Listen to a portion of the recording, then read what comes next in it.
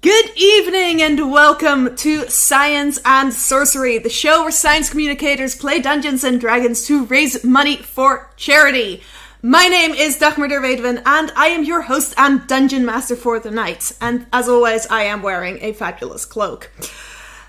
I am incredibly excited. Tonight we have an first for Science and Sorcery, a Battle Royale, as 5 science communicators named Sam battle it out with their characters who are also named Sam for the title of Best Sam. If you can't tell, this is going to be absolutely chaotic. I cannot wait to lose my mind as I forget which Sam is which. I hope you join me for this. It's going to be really, really good fun. Unlike normal Science and Sorcery games, where we raise money for multiple charities, this time we are raising money only for one. The Royal National Lifeboat Institution. Probably heard of them. They save people who are lost at sea or get in trouble somewhere on the ocean. You might have heard of them recently because they help the migrants that are trying to make their way to the United Kingdom, and the British government is trying to screw them over for that because they're a bunch of racist bastards. On the off chance you are watching this and you think, hey, sending refugees to Rwanda is a great idea. Message for you, kiss my ass. So tonight, we will raise money, hopefully £1,000 in total. Sam will put the link up on the screen for donations throughout. There it is. We're not using the Ko-Fi, whatever you pronounce it tonight. If you do accidentally donate there, we'll just put it into the Just Giving account. But please go donate, but maybe hold off, because you might be able to help your favorite Sam win the Battle Royale. As always, we are also giving away a fabulous prize to one of our donors at random. We are once again teaming up with the fantastic Startorialist, amazing online shop, owned by scientists, owned by women. They make lots and lots of cool space-themed things, and we're giving away another one of their postcard sets. The out-of-this-world travel postcard set. It is very beautiful. I would show it to you, but it is not in my house. But you could win this for free, worldwide shipping, anywhere in the world. So donate, and maybe you get some free stuff. And if you hate the UK government, donate now. I will say, please don't deport me. I know I'm a visitor in this country, but, you know, if you do, well, so be it. Now, without further ado, let us meet tonight's players. Conveniently, all with the same first name. First up, he is our very own producer and the organizer of today's Day of Science Communication streams, the wonderful Mr. Sam Langford. Hello, folks. Hello, Sam. Hello, how are you doing? I'm good. We've seen a lot of each other today already. I know. Sick of each other, as always. Yeah. I'm going to fire you again by the time this is done. Probably. I'm really excited to be here for another Science and Sorcery. It's been a while since I've been on this stream to play, yes. I think since the very beginning. But I'm really excited to be here. It's going to be so much fun. Yeah. And not with Reginar tonight. We're going to see a whole new Sam character. Yeah, for those who've watched before, I usually play as Reginar or Sootfoot, the Halfling Bard, but not tonight. He's taking a bit of a break. Might be introduced as part of something new that we're doing next week. Yeah, possibly. Maybe keep an eye on what's happening on Monday. Our second Sam is also a Science and Sorcery alumnus. It's the wonderful DM of the Olam Harp episode. We're going to do him last, if that's okay. We're going to do him last. We are doing this man last. Instead, we are joined by 3 newbies to Science and Sorcery, but not newbies to the world of science and of Dungeons and Dragons. First up, one of the founders of Black in Chem, Sammy Mensah. Yay, Sammy! Excited to be here? Yeah, I'm super excited. I'm just excited to get to know all of you guys and raise money. And kill them, I hope. Not in real life. And kill them. Our next Sam is, if I'm not mistaken, our first anthropologist on Science and Sorcery. Also a YouTuber, and I believe on the job market. So if you need an anthropologist, hire her. Sam Richter. Hey! I'm really excited to be a part of this. And to cast some spells. Good. We like spells in Science and Sorcery. Are you on the job market? Did I get that right? Yes, I'm Okay. looking and hopefully something soon. Yeah. So if you are watching this and you think, hey, I need an anthropologist, we found you one. Hire her. Our last Sam is an Archeo Sam. You might know her as Archeo Sam on Twitter. Does some absolutely amazing research and very kindly jumped in last minute for another Sam that couldn't make it. Please welcome Dr. Sam Brown. Hello! Thank you so much for having me. I'm so excited to be here. All right, and then bring some fiery glory. Yes, I am in love with your character portrait. They're all amazing, but yours was especially like, I don't know what's going on. But Alex I'm did an very amazing excited. job. Alex always does an amazing job. Shout out to Alex Holt, wonderful artist. Don't know if he's back yet. He says he's putting out fires. He is back. Please welcome the former DM of the Olam Harp. Very excited to see him play Dr. Sam Horrell. Hello, Sam. Welcome back to Science and Sorcery. Hello. Thank you for having me. As I guess it's already been alluded to, I am on call tonight helping users at a particle accelerator. And there's already been one problem half an hour before the show started. And I'm just trying to prevent a future problem. So All right. If Excited Sam to be here, needs to, if Sam Horrell needs to leave, we will let the dice determine his fate or something. We'll figure that out if and when it happens. Now, tonight you are all playing characters who also include the name Sam in their names. We'll get to those characters in a moment. First, I want to clarify something for the audience, which is that your donations could impact how this stream goes. If you donate more than £15, you can include a little note, say which Sam you want to support. Please include their last name, don't just say Sam. Nothing will happen if you just say Sam. You can say their character name as well. And then that Sam will get a randomly assigned bonus. This could be something like advantage on their next roll, some extra hit points, something that will help them not die as fast, hopefully. The Sams themselves can also give themselves one of these bonuses if they tell me fun science facts on their turns. So either you go donate, or they have to do lots and lots of SciComm. So make it easy for them and go and donate. Donation links are in the chat. If you're watching this from Twitter, you can either... I don't know if we've got a QR code, Sam. Sam will put up a QR code. You can go to the website, or you can join the conversation on YouTube or Twitch. Sams, are there any questions, concerns before we get started? No? Nope, Excited? Ready to Okay. go. In that case, let us go into the story of I, Sam Legend, Battle Royale. Okay. You, all of you, your characters, that is, had a long day. Go to sleep, unaware of the other's existence. And your sleep starts peaceful, although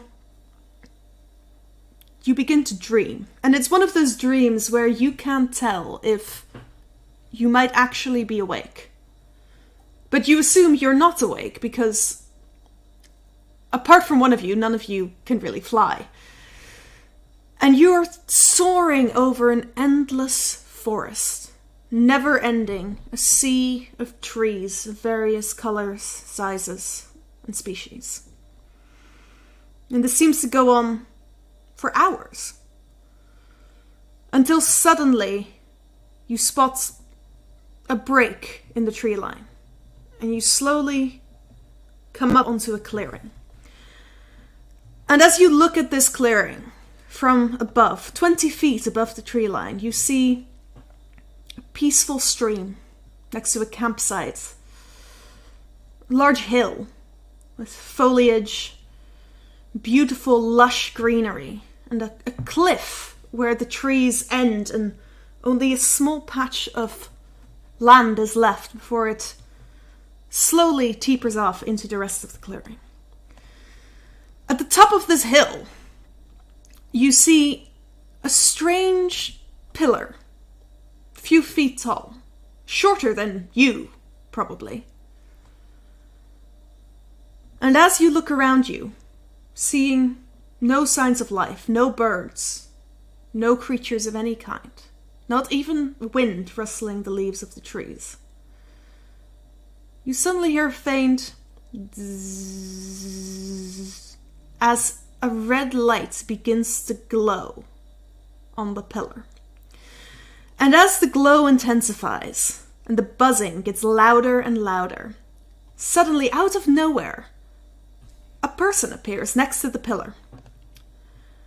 And at first you're not sure if you're seeing this correctly, because although you've never met this person, they look exactly like how you expected them to look. Whether that is from what you pictured when you first read of this person, or what you have seen. Not in real life, but in performances. And despite the distance between you and this person, as he looks up at you, you know he's looking directly into your eyes. And he speaks. "Oh, I see you made it. I'm very glad you found your way here. I know it's a bit of a strange place. In fact, I had trouble finding it. It's been so long since I was last here. Many, many years ago.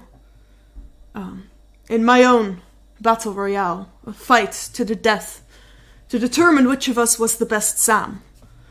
Myself, Samuel L. Jackson, Sam I Am, Uncle Sam, and Sam Regal.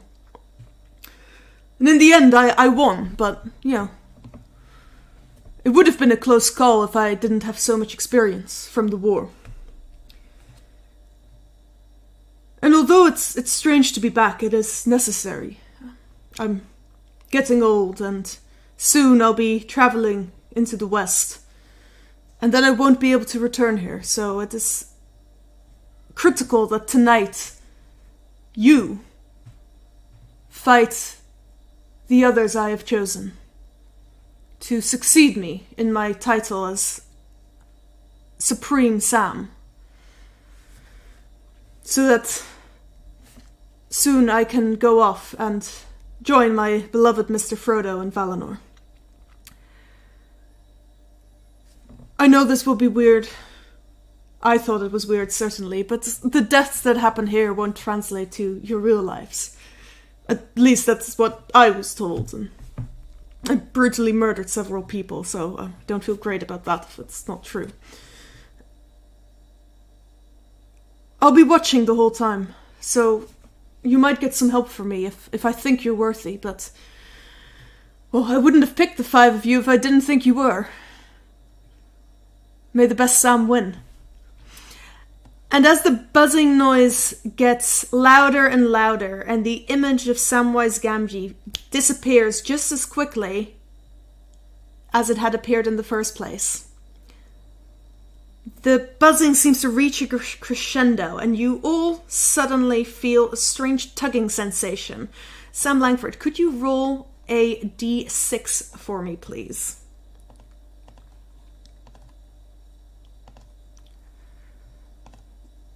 Five. A 5. Okay, one sec. I'm going to share my screen so we can all see the map. A 5 for Sam Langford. All right.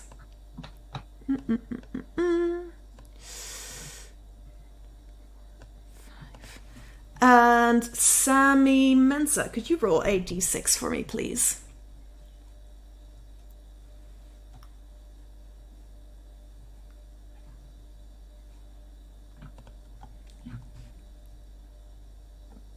Oh, I think you might be muted. I got a 1. A 1, okay. Sam Mensah got a 1. And Sam Richter, please. A d6.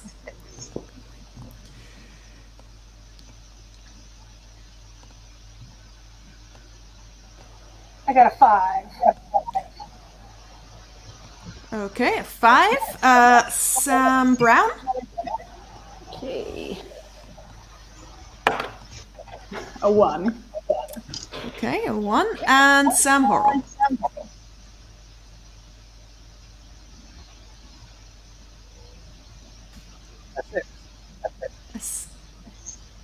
Okay, and a 6. And as the buzzing suddenly ceases, you find yourselves in the clearing, standing on a stone circle. And as you get up and look around you, you see 4 other people you've never seen before. Also, here. Sam Langford, would you like to describe your character, please? Yeah, I am Eriferis Samuel Trothing, and this isn't my regular voice, it's just recovering from a really bad cold. I am a half-orc, and where the fuck am I? Alright, Sammy Mensah, your character.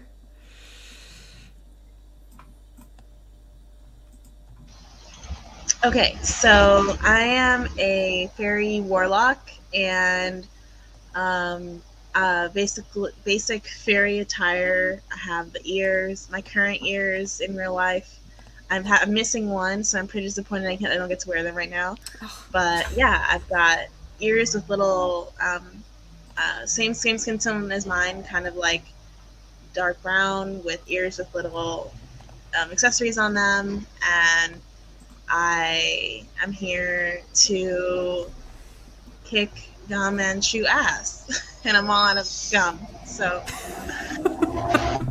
Okay, lots of bite weapons happening there, potentially. Sam Richter.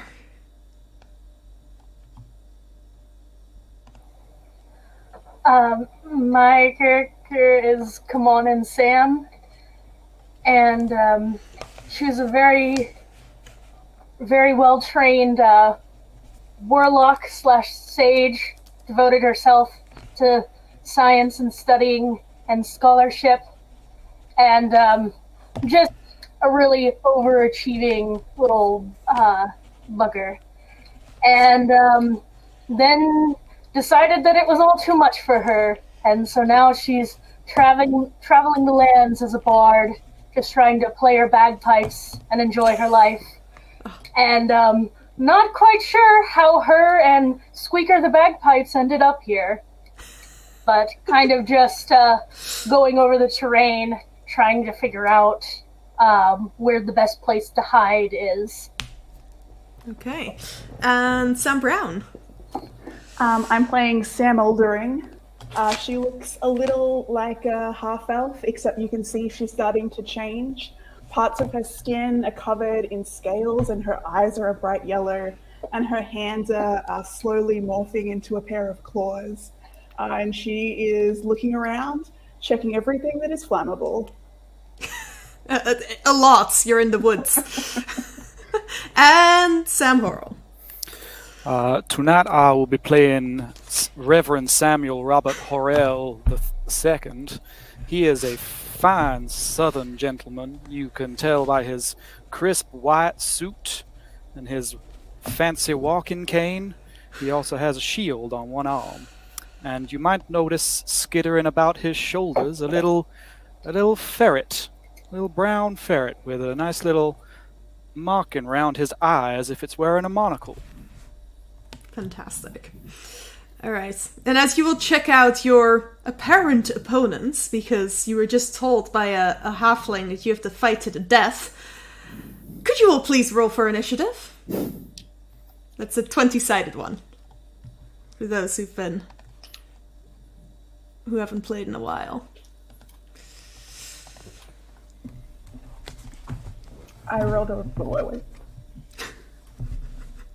17 for me. Okay, 17. What did Sorry, who was speaking? I rolled a 6, Sammy Mensah. Sammy rolled a 6. I rolled a 15. A 15 for Come On Sam. I rolled another 1, so that's a 2. First nat 1 of the game! Get him out early. And Sam Horrell. I rolled a 12. A 12. Okay.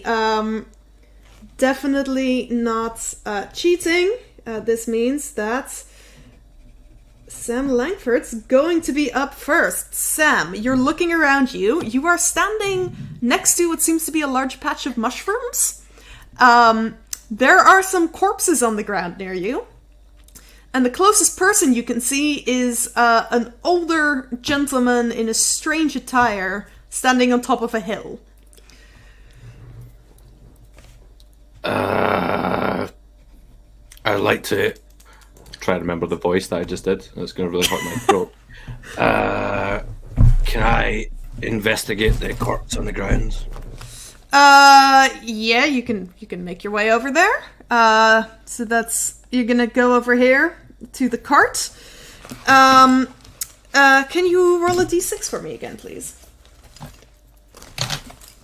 1. Okay, 1. 1 sec. I am writing down the initiative order, and all of my pens have just stopped working.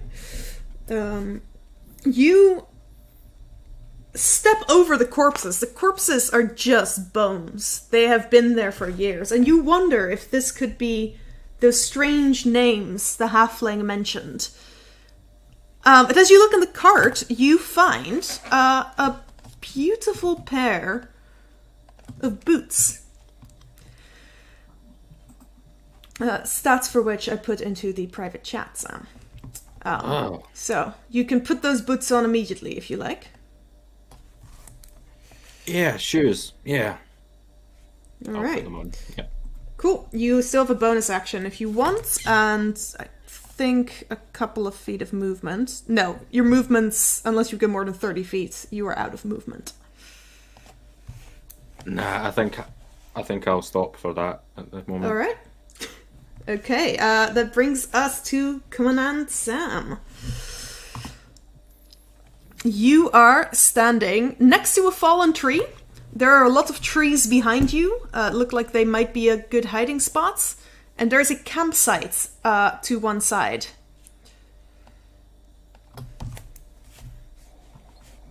Okay. I think I'm going to go into the trees that are behind me to try and see if I can maybe climb up one and get like a higher advantage. Okay, would you like to make either an athletics or an acrobatics check, please? Acrobatics. Acrobatics check, okay. And that's a d20? Yes, d20 at your acrobatics modifier. With modifier, that's a 4.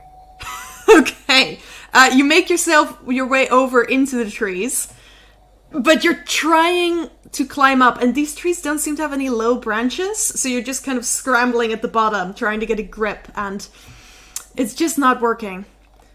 Yeah, I'm afraid that's going to be... You don't make it up into the tree, but you are standing among the trees, and it is a nice shady spot. Anything else you want to do? I'm not really close to anyone, so I guess I'll just No. I'll just try to hide amongst the trees as much as I can. Okay. If you want to, you can make a stealth check to try to not be seen where specifically in the tree line you are. Yeah. Let's do a stealth check. Okay. And that's a 14. Okay, 14. Anyone who tries to spot Commandant Sam is going to have to perceive her, so if you're trying to look for her, we'll get to that when that happens. Revs 2. I'm feeling a mite exposed out here in the middle. I will mosey on up this hill towards this here circular-looking orange thing. Okay, that's the shrine that was buzzing earlier. Ah, okay. Maybe. But you can make your way up there if you want. There's also a chest down here, some bushes over there. I think I'll go looking for some treasure in that chest. All right, you make your way over to the chest. It's not a steep hill. It's easy to get up and down. Could you roll a d6 for me, please? Ooh, a 6. Okay, as you manage to get the chest open, you find a cape that smells just a little bit of brimstone. Ooh. And you... I will put assume that about it on. my ample shoulders. Yeah. I don't know how I feel about that, but okay. All right. Anything else you want to do? You can move a bit more. You can see the half orc, not too far away from you. My bad. 30 feet. But you still get 10 feet of movement if you wanted to. Yeah, I might head over just back towards the bush for a bit of cover. All right, you're gonna move over towards the bush, like around there. That good? Yep. Perfect. Awesome. Okay, that brings us to Sammy with Samus. You are up here on top of the cliffs. There's an easy path that goes down into the rest of the clearing. There is a corpse lying at the base of the cliff, which you can just see from where you are. Okay, so I'm gonna try to approach the corpse and see if it has anything, any All goodies right. on it. Okay. Yeah, go ahead and roll a d6 as well. 6, roll a 6. Roll a 6. Can you roll another d6 for me, please? Yes. 1. I'm gonna need a third d6. Okay. 3. Fantastic. Yeah, the corpse is nicely dressed, but there don't seem to be any weapons except for a single wand, which you take a moment to look it over and you recognize this. You've seen one of these before. So you now have that wand. Anything else you'd like to do? You can move about one more square, or take a bonus action. I'm gonna look at my character sheet really fast. Bonus actions.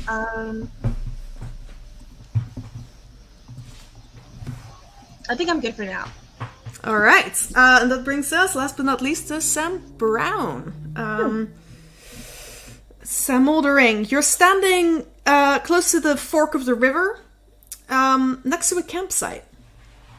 Yeah, I see everyone else like digging through bits and pieces, so I want to do the same. So I head over to the campsite. Okay. Yeah, you look in the old campfire. There's nothing there, but one of the tents does have something interesting that catches your eye. Could you roll a d6 for me? My first d6 is in dice jail already, so this 5. Okay. You find a strangely shimmering potion. Ooh. It smells nice. Okay. You know this potion, actually. You've encountered this before. Excellent. All right. Okay. Anything else you'd like to do? Including drinking your potion. Oh, yes. Ooh, yeah. I pop that bad boy. Drink it straight away. Okay. Yep. You have now ingested a potion of heroism. Congratulations. Excellent. Thank you. Okay. I hear heroism is highly addictive. Yeah. It's that bless spell effect. All right. Do you want to move anywhere else? You haven't moved that far yet. No. Do I want to move anywhere else? Can I move a little closer to the... Actually, no, I'm good there. You're good there? Yeah. Okay. And then at the top of the round, you hear that buzzing noise again. And you watch as the river seems to briefly overflow for just a moment before it ebbs back into the boundaries of the water. And buzzing fades. Eriferous. I can't remember how you pronounced it. Eriferous. Eriferous. There we go. Eriferous. Completely made up. I wanna look at the mushrooms. But before I do that, how far away is the Reverend? The Reverend is 30 feet away from you at this moment. Okay. Actually, he's 35 feet away from you at this moment. I still want to look at the mushrooms. Okay. You move back to the mushrooms. Mm-hmm. Can you make a nature check? Yep.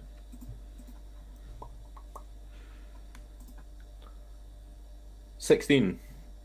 16.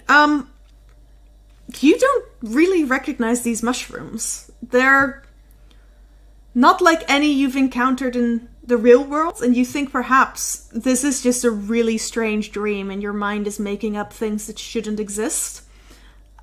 They are real mushrooms, but they are larger than any you've ever seen, and they smell really odd.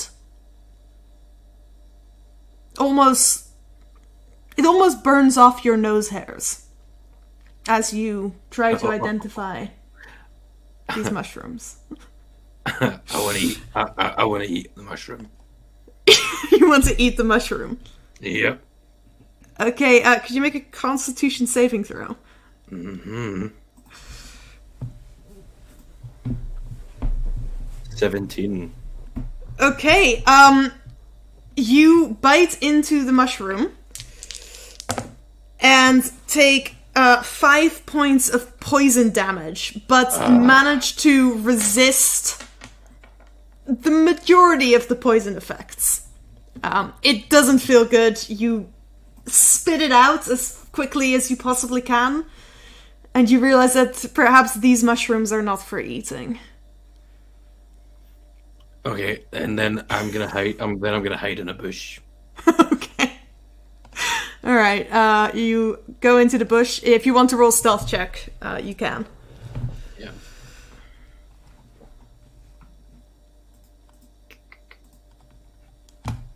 $14. 14. Okay. 14 for both of the stealth checks. Interesting. Come on, Sam. It's gonna be hard for me to say.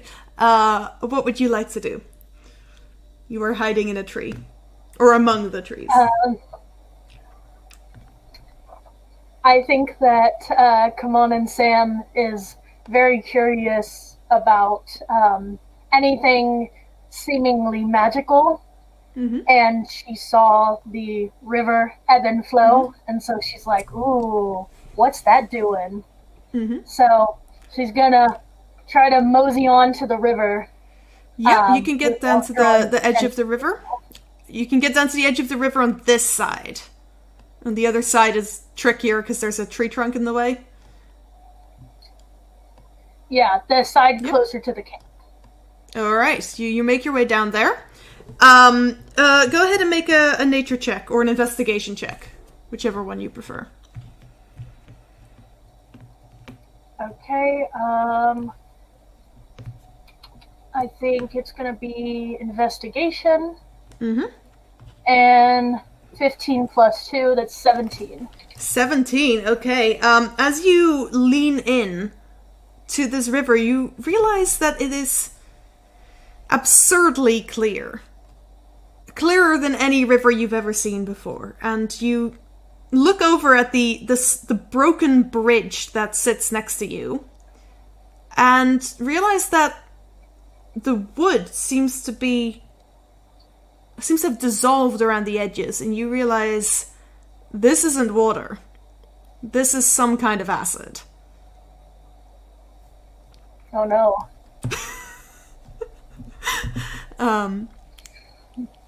You have a bonus action if you want to use it.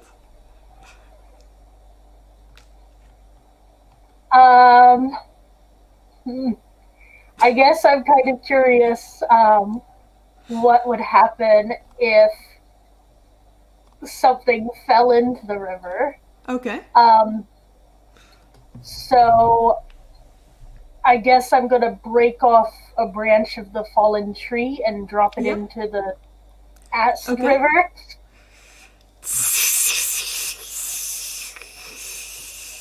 You watch as you drop the branch and bubbles immediately form all around it as it starts to dissolve away. This is not a friendly river. Oh no. Rev 2.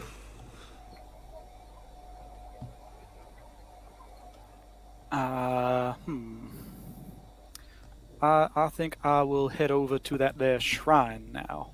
Okay, you definitely can make it up there. I'm gonna be lax with the movement, I don't care that much. You don't get to move like 50 feet, but plus or minus 5 is fine. Alright, what are you doing up there? What does it look like? It is a pillar about 5 feet tall with prongs on all 4 sides, in between which you see just the faintest spark of something red and glowing, which is where you assume the red light comes from whenever it appears. It's intricately carved in patterns that are both familiar and yet you've never seen them before in your life. There is also a strange gem located on one side of it that doesn't seem to match the rest. I believe I would like to poke the gem with my stick. Okay, it falls off. I will pick up the gem. Alright, you now have a gem. Ooh.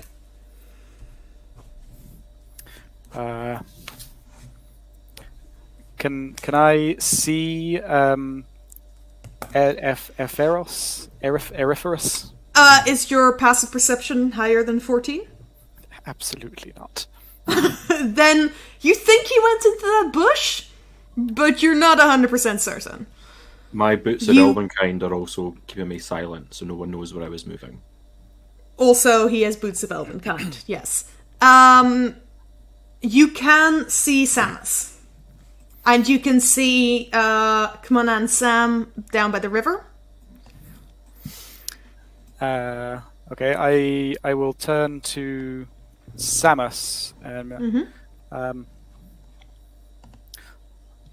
I mean, it appears we are in a fight to the death, but you have done nothing to me. I have done nothing to you. Perhaps we can make some sort of accord here. Do I get to respond? Yeah, go for it. Go for it. Okay. Yeah, so would you like to form an alliance with me? I mean, 2 of us versus 1 each of them? It appears in our favor. Yeah. Okay. I'm going to... Oh, I can't do anything yet. Yeah. Okay, it's your so turn next, and he has no more things he can do, really. So, yeah, if you wanted to just take your turn. Is parlaying my action, then? I think so. That's fair. Or we can, if you want to, we can merge these 2 rounds if you're forming an alliance. I'm fine with talking being my I mean, your action was finding the object, really. True. So yeah. this has been your bonus action. Samus.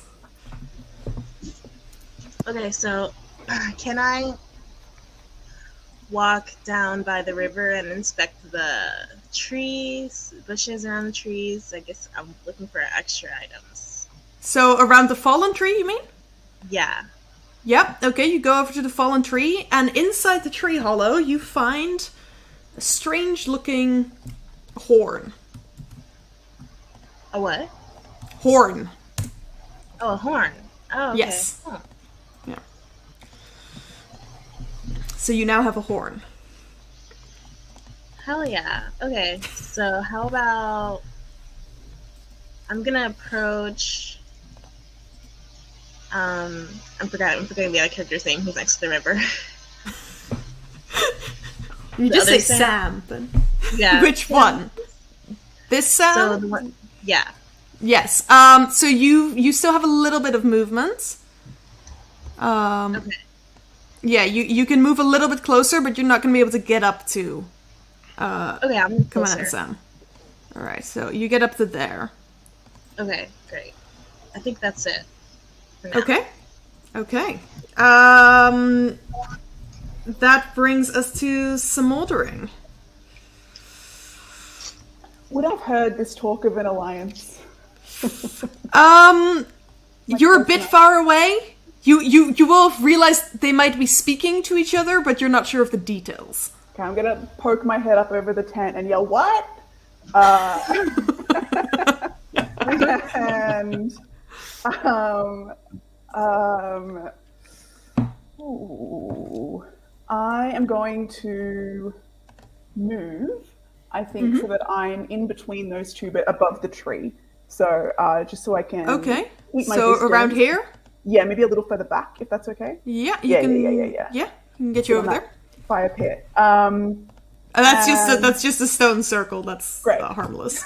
I will confirm that the stone circles are harmless, other than the fact they brought you here. And it's so tricky. Smoldering is like, do I be the fire starter? But I'm just gonna very casually just sort of cast create bonfire in the middle of that tree and just sort of see what happens. Just just what's going on, guys? What are we talking about over here? And Okay. You create it's just a 5-foot bonfire, right? yeah, it's just a 5-foot bonfire. Okay, you create a small bonfire in the tree. And then I'm gonna act surprised, whoa. What happened? All right, the rest of you watch as a bonfire suddenly, here it is, appears on the tree, and the tree around it starts to catch fire just slightly. If this bonfire isn't put out, that whole tree might go up in flames. We'll find out.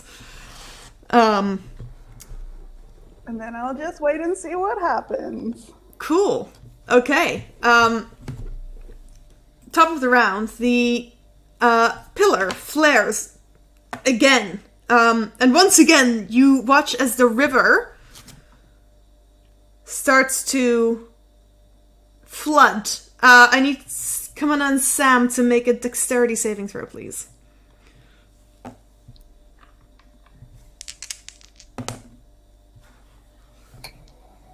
Okay, it is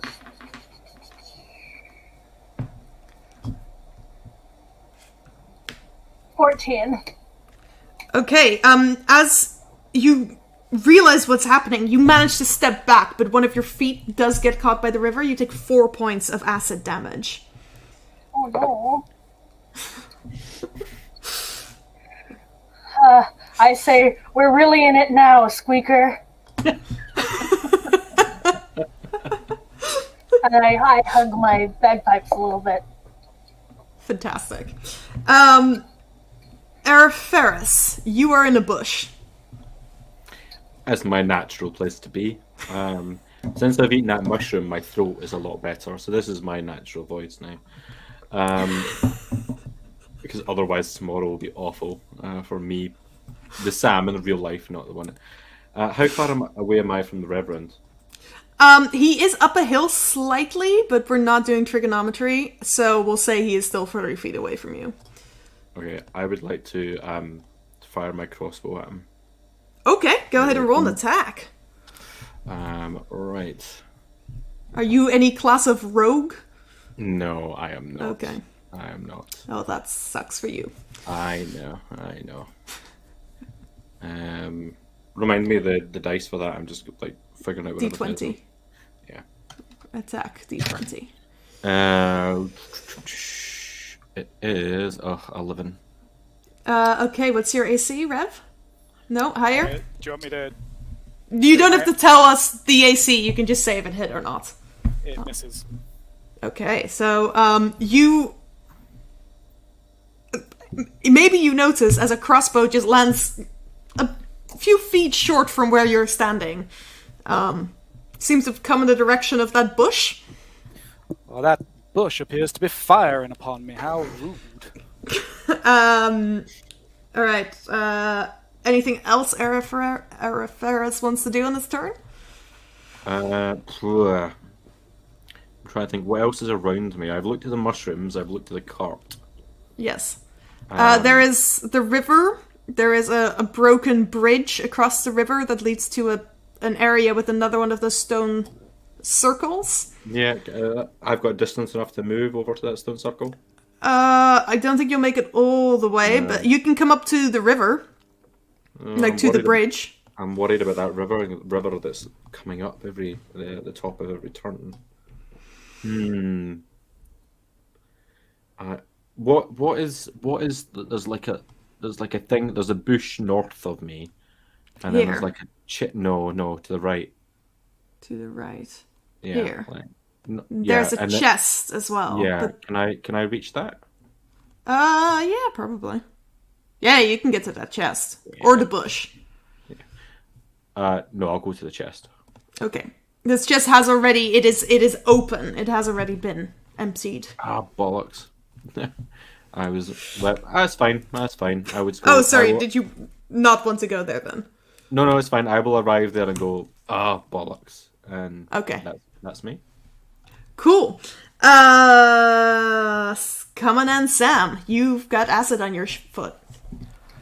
Yes, and I think she's starting to regret her choices and maybe panic slightly because she realizes that because of her very intense curiosity, not only has she ran away from her cover, but she is now trapped between a bonfire, an acid river that hurt her, and said person who started the fire. And well, we don't know who started that fire. That fire could have come from anywhere. It's unclear who started that fire. Well, since Sam Moldering is basically trapping her in a corner, she's decided that the best course of action is to try to make friends. So she's gonna head towards Smoldering in the hopes of charming her. Okay, how close do you want to get? You can get all the way up to her, or you can stay a bit further away. Can I cast Charm Person from a distance? I have no idea. Let's find out. I think you can. It says it has a range of 30 feet. Yes, then you can cast it from a distance. Okay. So you can be where you are now, and you can see her through the fallen tree leaves. So yeah. I think I'm gonna get far enough away from the river so that I don't keep getting damaged. Okay. All right. If you take a few steps back, you'll be out of reach. Okay. Yeah. And then you can still. As soon as I'm close enough to Simoldering, I'm gonna cast Charm Person on her. Okay, Charm Person, and that is a saving throw from the person you're trying to charm, I believe. It is, right? Because I have advantage. Wisdom saving throw. It's being charmed, so. So you have advantage. It's a wisdom saving throw. 25. Okay. You see these strange runes almost appear around your face, but you recognize them, and as you begin to start to feel like, okay, I should listen to that person, you go, no. I know what's up here. Well, okay. I'm just trying to put out fires over here. Like, I don't know why you're trying to charm me. I see how it is. All right. Do you have a bonus action you'd like to do, Sam Richter?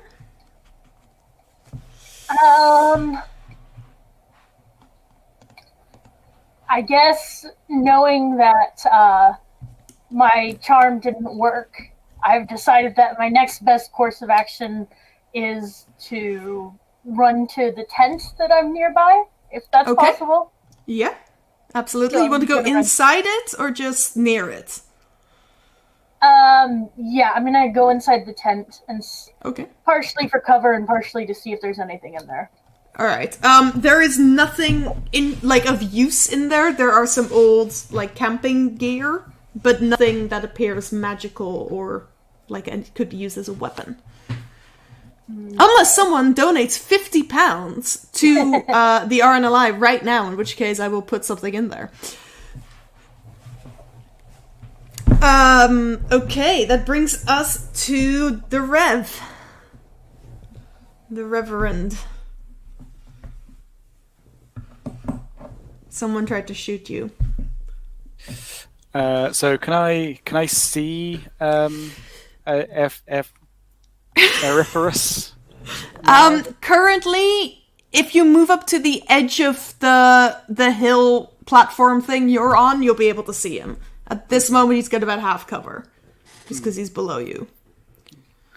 Well, I think if the trees are going to start firing upon me, perhaps I need to make it more difficult for them. I am going to cast Mirror Image on myself. Very nice. And there will now be 4 Reverends on the battlefield.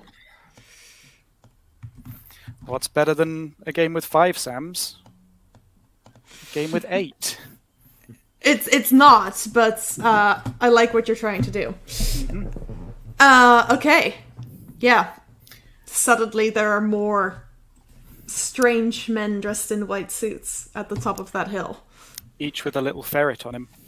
Each with a little ferret on him. Can I inspect my gem as a... You already know what it is. Okay. Sorry, I put yeah, sorry, I put it in the chat.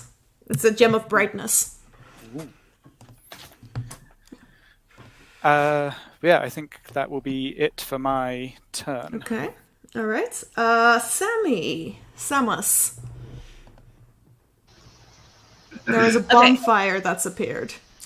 Yeah, so I'm going to try to get a little bit away from this bonfire and approach Eriferous. Okay. Do you want to go all the way up to him? No. How Maybe, close do you want to get?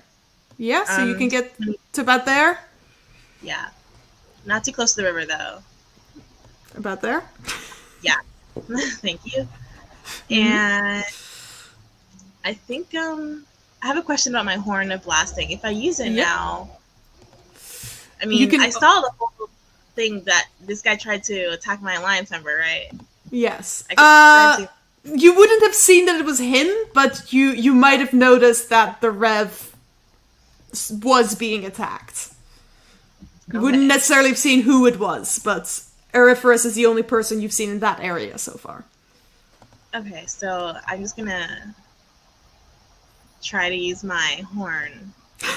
Okay. No. Yeah, Eriferous, that is a Constitution saving throw, please. And Sammy, you can roll damage if you want. Okay. Is that D20?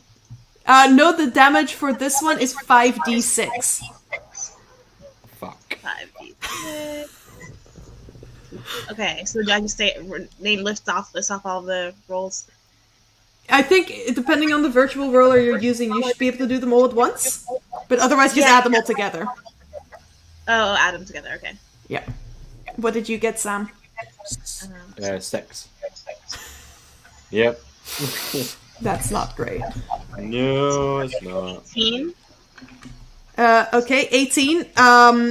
Eriferous, you are suddenly hit with this insanely loud noise that deafens you for the next minute. And also, you take 18 points of thunder damage. It's not great. It's not going well for me. Not yet, no. Sammy, as you set off the horn of blasting, there is a 20% chance that it will explode. So I just rolled for that. And as you let off this insanely loud noise, the horn explodes in your hand and is destroyed. You take... that is gonna be 18 points of fire damage. Wow, okay. Well, it's alright. I know my lance number has my back, so I'm just gonna chill for a little bit. I think I'm gonna climb up towards him. Okay, yeah. Yeah, you can move to about here if you want to. Can I get in the bush? You can be in the bush. Yeah. We'll put you in the bush. Alright. You are now in a bush. If you want, you can roll a stealth check with a d20. Okay. If you want to. 19. Awesome. Good to know. People might know that you're in the bush, but they won't know exactly where. Okay. Smoldering. You just heard a really loud noise. And then something exploded. Okay. And then the person that was exploded climbed into a bush. Oh, so many bushes. So many. Okay. But did I see Kamona and Sam go into the tent? Yeah. Okay. She would have been within your range of vision. Going to cast Create Bonfire again on the tent. Okay, what's the range on Create Bonfire? It's 60 feet. Okay, fantastic. Another 5-foot bonfire. Yep. And then any creature in the bonfire space must succeed on a dex saving throw or take 1d8 fire damage. Okay. I'm sorry, 2d8 fire damage. Fire appears in the middle of that tent. Everyone loves the Create Bonfire spell. It always comes up when I'm DMing. Great spell. The cantrip. What's that about? I don't know, but it was used in part to defeat a dragon before. Poetic justice. How beautiful.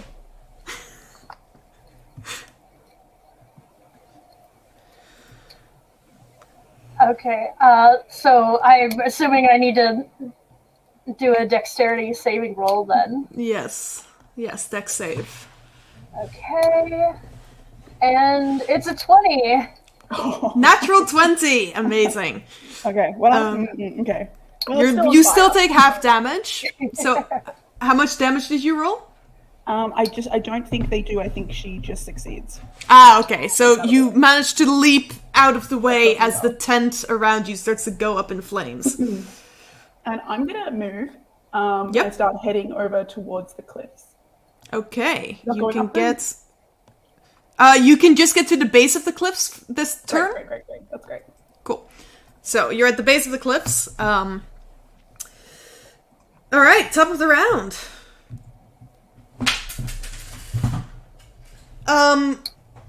This time, let's see what happens. You all watch as you hear this loud buzzing noise again. Zzz.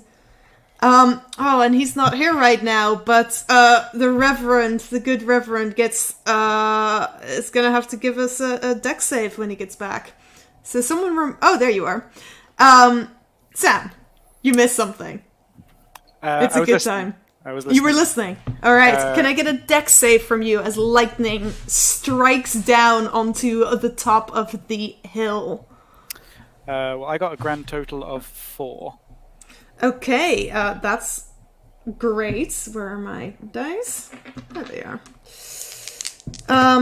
As you take 7 points of lightning damage. Oh my. It is an area effect, so I don't think that affects your spell. It's not concentration or anything, so... No, but I mean, it doesn't get rid of any of your mirror images either, I believe. Mm-hmm. If I remembered the spell correctly. Okay. You see his bushy white mustache is even now more bushy. Yeah, like in cartoons.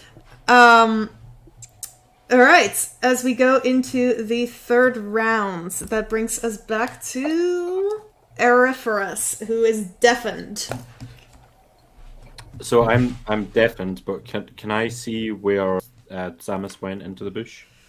You know she went into the bush, so it wouldn't be hard to find her, because it's not like she was that far away from you when she did it.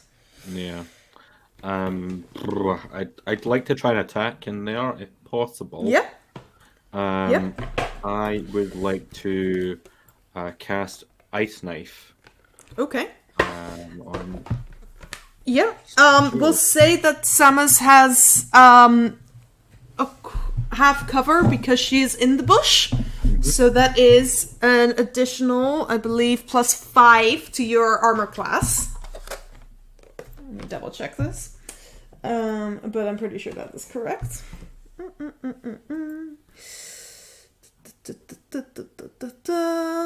Yeah, +5 to your armor class, Samus, as an ice knife is hurled into this bush. So I have 16, which I assume does not hit after that. Sammy, what's your... So or does that hit? If your I'm sorry, AC is... You don't roll anything, it's just your armor class in your sheet? Yeah, it's just 12. +5 is 17. Yeah, so that doesn't hit. So close. Alright. Yeah, this ice knife just into the bush. And then starts to melt. I'm having no luck so far. Like I'm just like a really terrible time as a half orc. Just like, where have I turned up? Why can't anything work? I've eaten mushrooms. And I'm sick. Is that bush still on fire? It is still on fire, isn't it? Yeah, it's the fire's growing actually. Oh God! Like we'll avoid that. What am I going to do? I feel very exposed right now. Right. What's the best thing to do? There's an alliance. There's someone who just wants to set fires, like an arsonist. Yeah, it's unclear who that is. It's unclear. Could be anyone. No idea. Like I'm still trying to find out who is setting all of the fires off. At this stage, I might head back towards the mushrooms. Like I know they did me bad last time, but towards the bushes by the mushrooms, please. Okay, you can get into the bush if you want to. Yeah, you can back get all the way up to them. I'm gonna hide back into the bush. Okay. Yeah. All right. That brings us to Commandant Sam. You are in a burning tent. I will say you're outside of the burning tent, but the tent is now on fire. Okay. So I'm a little freaked out after that happened. It has now been confirmed to me who the fire starter is, because the fire was started after I attacked Sam Moldering, so I'm assuming that's what happened. So now I'm not only trapped between Sam Moldering and an acid river, but also 2 fires. So I think I'm like, okay, clearly hiding is not working for me. And I'm just getting in more and more dire of a situation. So I'm going to start running towards Sam Moldering. I know I can't get to her, but as far as I can travel in this one turn. Okay. And then, sorry. Yeah, you can get to that stone circle. Okay, I'll go back to my starting point. Yes. Haven't made much progress in movement. And then I'm going to cast Frostbite on Sam Moldering. which Alright, it that's says causes a numbing frost to form on a creature. If they have a failed save, they take 1d6 of cold damage. Okay, so what kind of save is that? It's a constitution. Alright, so a con save from Smoldering. And I'm still #blessed. So You are still #blessed. That is correct. #blessed. 14 con 16. Okay. What is your spell save 17. DC? 17. What is your spell save DC? Come on, Anne. It's 14. Okay. So We're just gonna no. keep firing and not hitting each other. Yeah. This isn't working out great for either of All us. right. So Smoldering, this icy frost starts to form on your shoulders, but you just run hot. So you just kind of shrug it off as it already begins to melt. Anything else you want to do? Any bonus actions, etc.? Sam? I guess I don't know what else to do because my spells don't seem to be working, and this usually doesn't happen to me. I'm an elite warlock bard. So the only thing I can think to do is to start playing my bagpipes and hope that the sweet lullabies of Squeaker will show that I do not want to fight. All right. Love it. Love it. I love Amazing. Amazing. All right, that brings us to the Reverend, but I'm not sure if that Sam has returned from whatever is happening at the particle accelerator. There he is. Nope, he has not returned yet. He just came in to shake his head. So we'll come back to him in a moment as we go to the other member of that alliance, Sammy. Yeah, I was just gonna ask Sam the Anthro, do you want to give us a quick sort of soundbite as to your what song are you playing? How does it go? I'm trying to think of the most innocent, I mean you no harm song at all. Think of a nursery rhyme or a jaunty tune of I'm just here and I don't want to harm you. This is interesting given that bagpipes are traditionally a weapon used to spur on the troops. You're using them for the opposite purpose. I like it. Sammy, what do you want to do with your turn? What is Sam up to? Oh, it's my turn now. Yes. Okay. So how about I have my cantrips. I'm just wondering if I can sort of.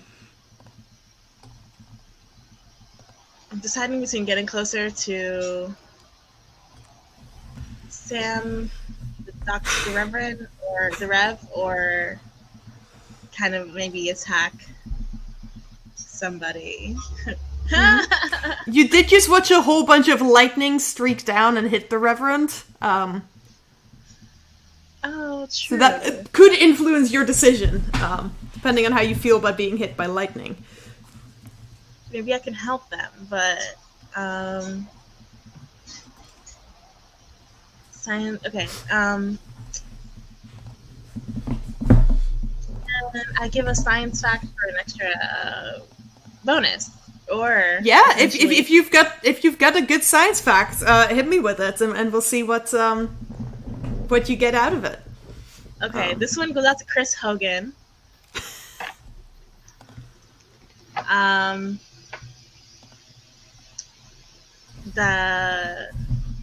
Let's see, because I think that they're trying to support me through their donations, so I hope they donate and support. Let's see, a science fact, potentially about what's going on.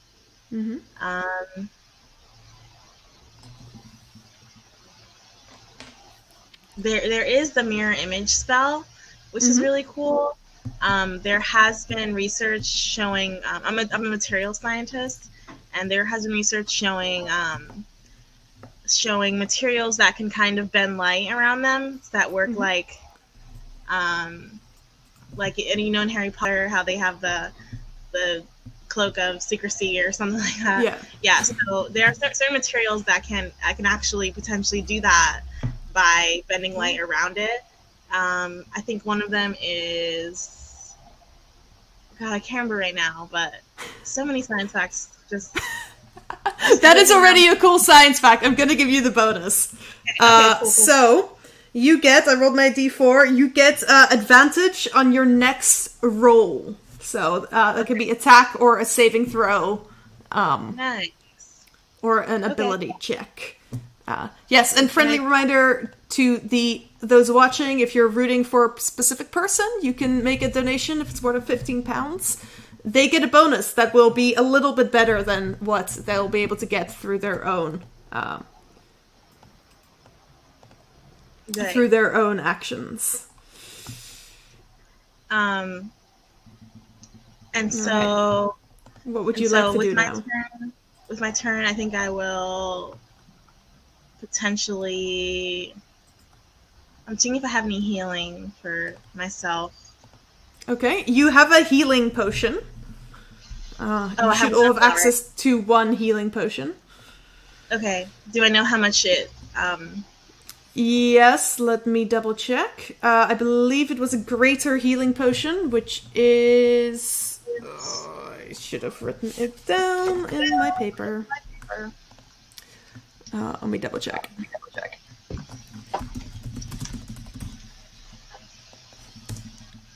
It should say in your inventory as well. It's 4d4 plus 4. Thank you. 4d4 plus 4. Yeah.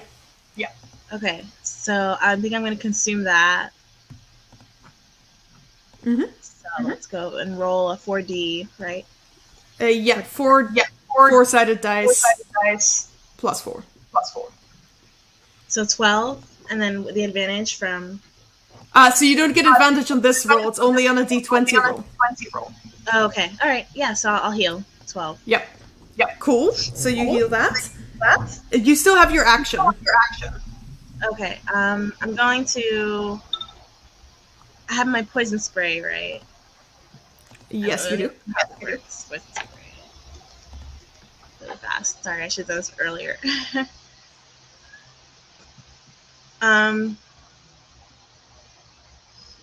So the range is 10 feet from my poison spray. Can I walk up to the bush that Samuel Throther is in?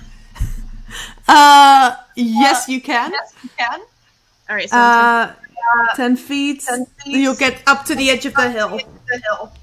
Okay, and that's enough to cast it? Yep. Yeah. All right, so I'm going to go ahead and cast it on the bush. Okay. What does... do you roll an attack? It should tell you in the description. This spell's damage increases by 1d12 when you increase... Oh, sorry. The creature must succeed on a constitution saving throw or take 1d12 poison damage. Okay, so... Con save, again. Eriferus. 16. What's your spell save DC? Sammy? That's on my character sheet, right? Sorry. Yes. In the spell section. I am also checking. Yeah. Oh, 14. Okay. Yeah, so Eriferus, you make the save as this poison washes over you. But you've just eaten a poison mushroom. This is nothing. You just stand there and inhale it as if you're in some kind of Old Spice commercial. I'll take 3 of those the next time. All right. Yep, I'm good. Cool. I'm also, because I accidentally left the entire meeting. Well done, by the way. That was really good. Leaving the whole meeting, yeah. Yeah. It was so professional. Well done, Decor. Thank you. You're fired. Yeah, we'll put the map back up. There it is. Okay, Sam Horrell still isn't back yet, and he says he sent me his character sheet, but I don't know where he sent it because it's not in my email. So we will just come. Twitter DM. I am. Oh, there it is. Yep, I got it. Oh, great, it's all handwritten. I will figure this out. What can he do? I don't know who he wants to attack, because he hasn't attacked anyone yet. Has he attacked anyone yet? No. He needs to wait. And Shield of Faith is passive, is what he's saying. Okay, he's going to put up a Shield of Faith, which does shielding things. If he wants to move off of the lightning hill, he can let me know, but other than that, we'll just say he casts Shield of Faith, and we can always retcon in some stuff later. Smoldering. I'm feeling a little bad for targeting the person that's now singing a bagpipe song. So I see the Quad Reverend, and I would like to cast Dispel Magic to end his mirror image spell. Oh, okay. How does the spell magic work exactly? So, I can tell you exactly that in a second. Oh my gosh, it's such a good app until you need to use it for something. Okay, so choose one creature within range. So the range is 120 feet, which I think I'm within. Yeah, that's absolutely fine. Any spell of third or lower level on the target ends. If it's higher than that, I need to... mirror image is a first level, I think. Woo. Or second. Great. So, first or second. So I end that. And I think I'm gonna maybe start moving around the cliffs, heading towards like the little bush cliff junction. This bit or this bit? Just in case the bagpipes turn on me. Oh, on the bottom of the cliff. On the bottom of the cliff. All right, yeah. You can make it all the way down to those bushes. Great. All right. Mirror image is gone, but the Shield of Faith is up. Next up, the strange pillar flashes again, and this time you watch actually as you're playing your bagpipes, Sam. Right next to where you're standing, the tree comes to life and lashes out all around it, just missing you.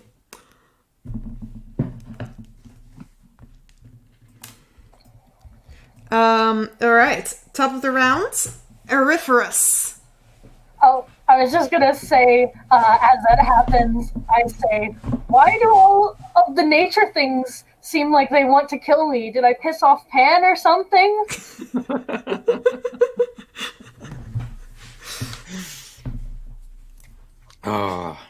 Right. So, I am going to try and crossbow again. And I know it'll miss. I know it will miss. I would like to try and use my crossbow on Samus, please. Alright, go ahead. 15. I believe a 15 will hit. Your armor class is below that, isn't it, Sammy?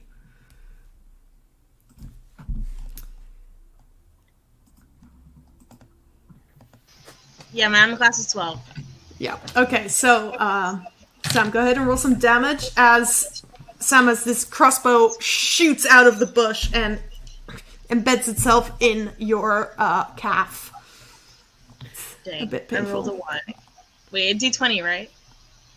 No, you don't have to roll anything. Oh, I thought I rolled damage. No, other Sam rolls damage. Oh, right, sorry. So that is 9 points of damage. Alright, 9 points of piercing damage to Samus. Auriferous, anything else you want to do?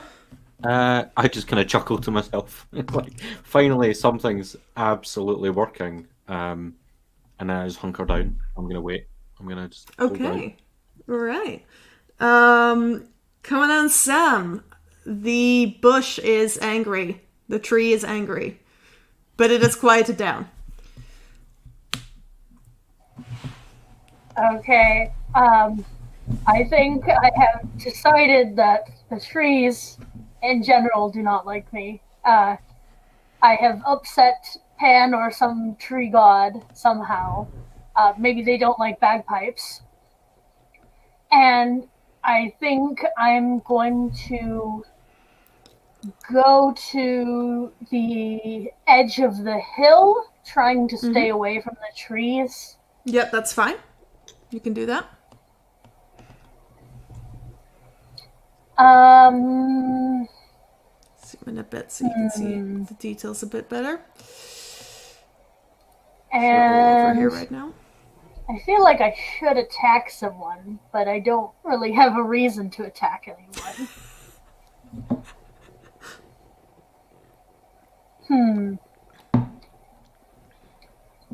I guess that is all I'm going to do for right now because I don't know what the situation is, and I feel like attacking someone is just going to bring it back worse on me. Right, okay. If you want to, you could ready an action.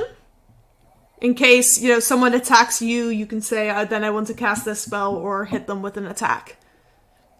Okay. In that case, I think I'm going to ready... give me 1 second because I'm looking at my spell list. Yep. I think I'm going to ready Hellish Rebuke. That you do not need to ready because that is a reaction. Okay. So that's fine. Great choice. I love a good Hellish Rebuke. Alright, Sam Horrell, you're back? For the time being?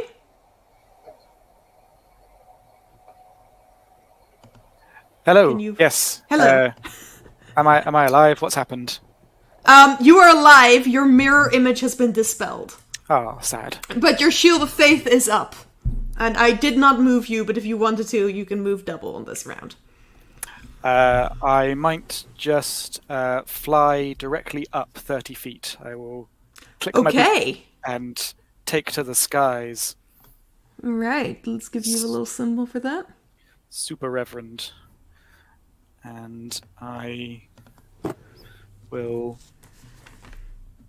fly out towards above my ally with my extra 30.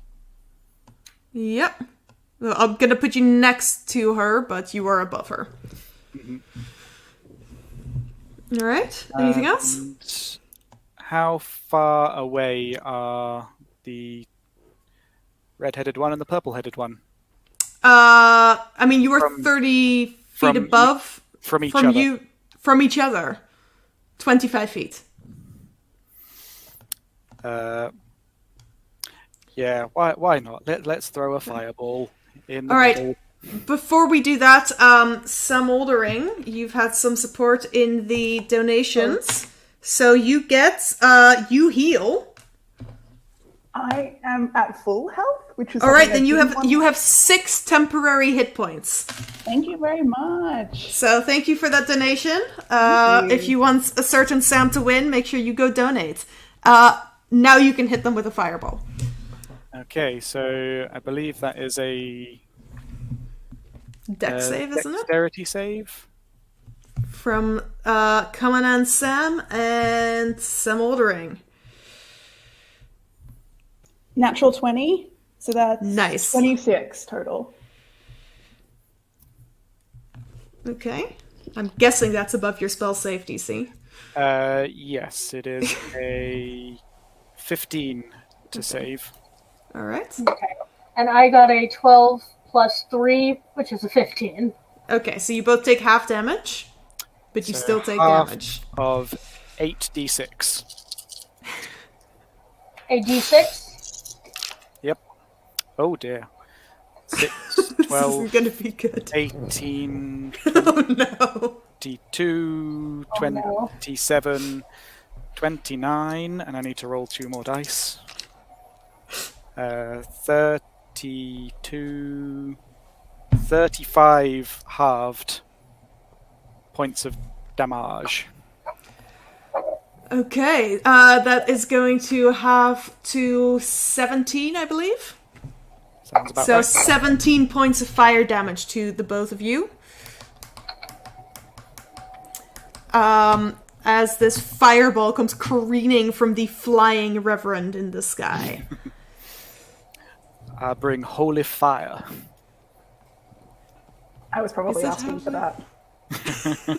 With the bagpiping. The bagpiping, the bonfires. It's all getting a bit much. Sammy, your ally has just flown up above your head and hits 2 of your opponents with a fireball. Alright. What would you like to do? Can I try... Eldritch Blast has a range of 120 feet, so I'm going to try using that on somebody. How about... Okay, you currently, from where you are, you cannot see Smoldering because they're behind the higher part of the hill. Kumanan has half cover. Or sorry, 3/4 cover. So. Oh. We've lost Sam.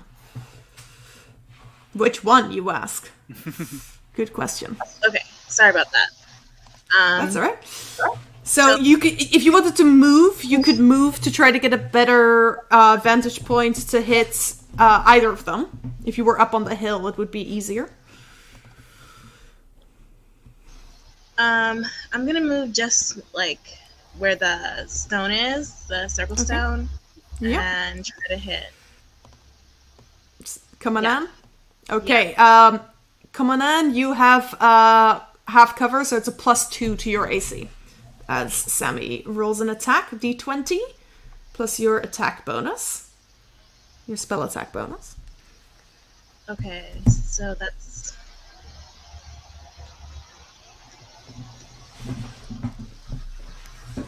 Six. 12 plus 6, 18. Okay. Yeah. Does that hit you? Kumanan? So it's a Constitution roll, or No, it's just your armor class. Is your Okay. AC below 18? AC? Armor.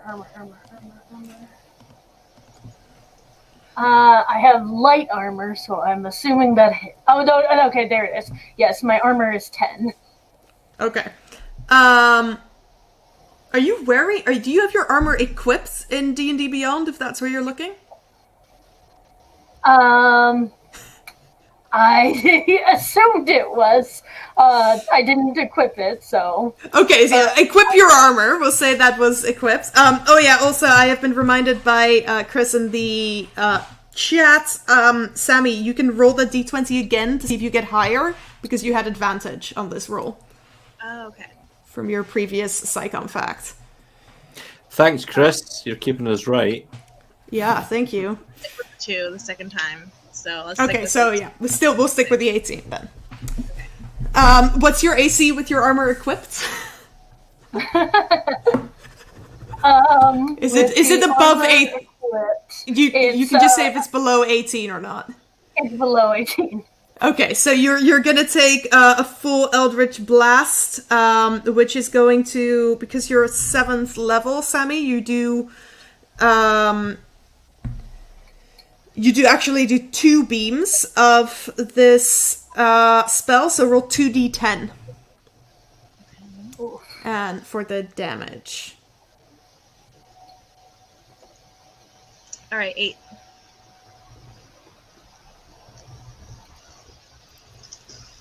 And then is there a bonus, or it's just 8? No, it's just what you roll. So 8 Okay. total? Yeah. Okay, so you take 8 points of force damage. Come on, Anne. Okay, 8 points. Okay. Alright. Do you want to do a bonus action, Sammy? Can I run to the bridge, or is that too far? That's gonna be too far from where you are right now, because you use about half your movement, so you can move towards it, but you're not gonna get off the hill this round. Okay, yeah, I'll go there. 15 feet. Yep. Alright, you make your way over here. towards the bridge. That brings us back to Smoldering, who is smoldering slightly from the fireball. Yeah, that was so slightly. I want to get within 10 feet of Come on and Sam. Yep, you can do that. And in a big burst of fire, I'm going to summon my tiny little wildfire spirit, who is a salamander named Samamander. And anyone within 10 feet of me takes, I believe it's 2d6. Let me double check. All right. Sorry, I should have put that up already. Summon Wildfire Spirit, need to make a dex saving throw or take 2d6 fire damage. All right, come on in and make a dex save. Okay, the dex save. So it's an 18. Okay, that saves. Right. But so then it's no damage. No. But while Sam Amanda's out, I'm also going to cast, as my bonus action, cast Healing Word, because I get a little buff to that. Yep. And heal up a little bit, and that's my turn. All right. Okay. Awesome. Top of the round. Let's see what happens this time.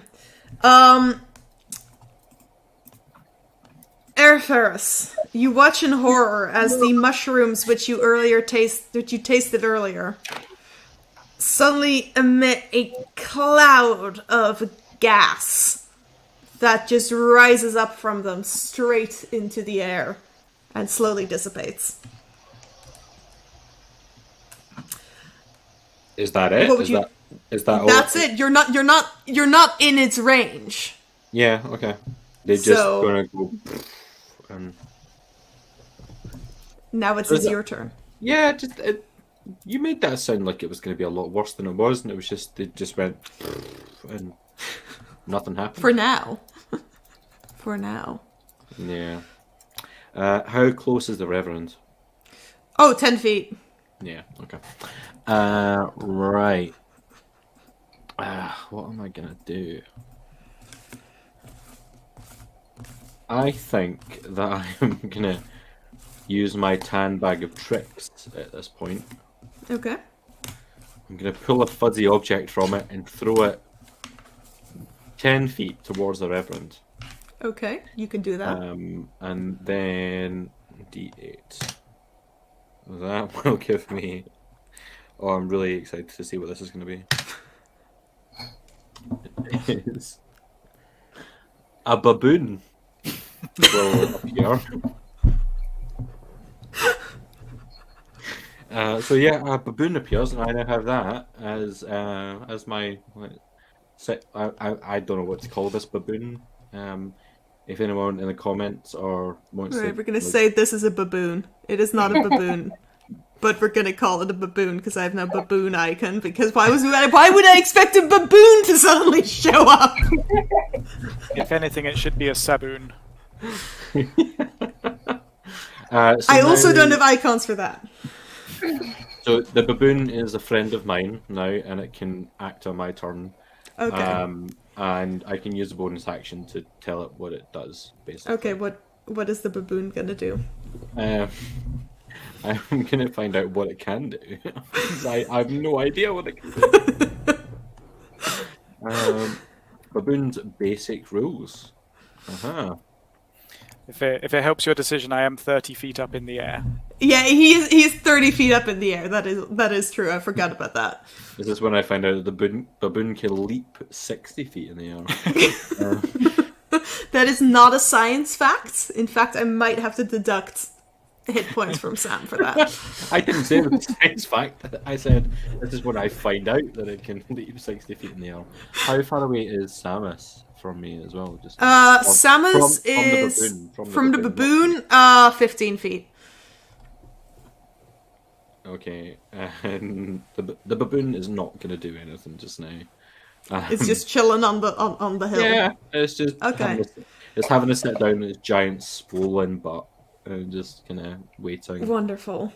If I could provide a science fact about baboons. Yes, you can. From the vertical jumping performance of bonobo, Paniscus suggests superior muscle properties.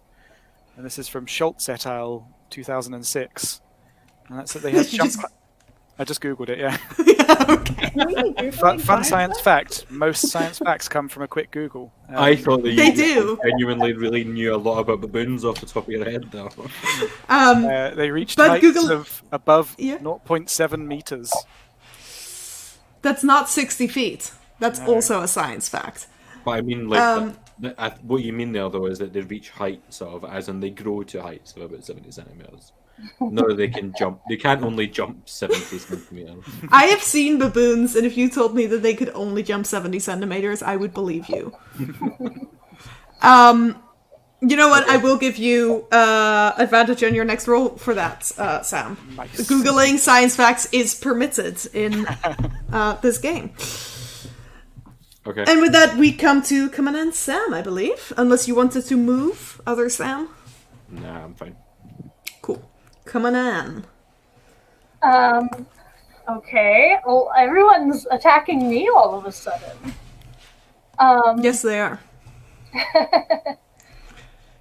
Hellish Rebuke is just a reaction. It's not. my It's a action. reaction, and it has to be a reaction to a melee attack. So, Okay. I believe. Correct me if I'm wrong, chat. I think it's a single target attack that deals damage. I don't think it has to be melee. I think it can be ranged. Okay. But if it's Okay. ranged, they have to be within range of your Hellish Rebuke. I Yes. think. Yes. Okay. So can I use Hellish Rebuke on Smoldering then?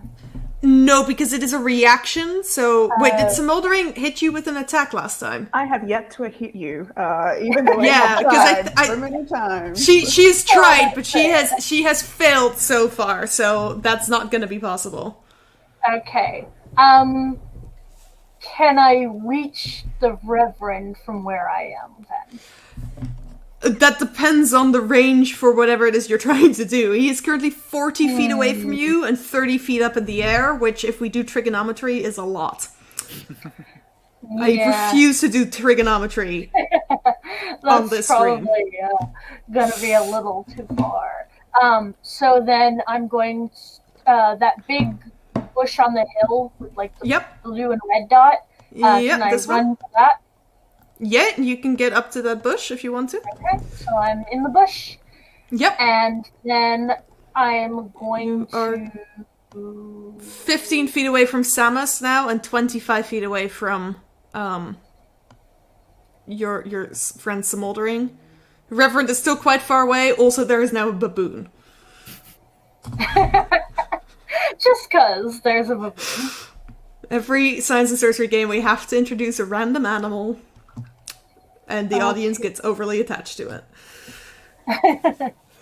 So, I think just so that everyone will leave me alone and know that I mean business, I'm going to turn Squeaker into attack mode and use Shatter, which is a sudden, loud, ringing noise, painfully intense, erupts. Each creature in a 20-foot radius, I believe. 20-foot radius. Oh, am I not close enough to hit anyone? You are close enough, because I think it is a 60-foot range, but it's everything in a 20-foot radius. So if you were to cast it about halfway up in the air, we'll say you can hit Sammy, the Reverend, and Auriferous. Okay. No, I think the Auriferous is too far. She's 15 feet from me. He's 15 feet from me. So I think he's too far. Oh, yeah, no. Well, no, because if it's a 20-foot radius... Not from me, though. No, not yeah. You're choosing the wrong No. character, Dagmar. No, it's a 60-foot range Oh, I see. to center the point to cast the spell. That's what I mean. So if you cast a spell sort of below, like 10 feet below where the Reverend is... Okay, yeah. Yeah. So I'm gonna do that. So I'm gonna. I'm cast- sorry, this is one of my favorite spells, so I know the details of it. I use it a lot in my home game. So yeah, and it says that everyone in that range has to do a Constitution saving throw. Alright, so that's a con save from Sammy, the Reverend, and Auriferous. Reverend, you have advantage on this roll if you so choose. This is Constitution, right? Constitution. I rolled an 18 without Okay. advantage, so I think I'll. So you can keep the advantage until your next I'll round. keep that. I rolled 18 as well. Awesome. And Sammy? D20. Alright. A 10, so you're gonna take full damage, the other two take half. Go ahead and roll that damage. Come on, Anne. Okay. So it's 3d8. Okay, Auriferous, can you also roll for the baboon? Because the baboon is also in the blast radius. Okay, I need to look at the baboon's stats. Yeah, give us a con save for a baboon. Jesus. See if we all kill Samalama Ding Dong. I'm going to be very. 14. Alright, what's your spell save DC again? Sam Richter? It's 14. Okay, so the baboon makes the save, but he still takes half damage. I don't know how many hit points a baboon has, so we'll see. So the 3 d8s of damage is 16.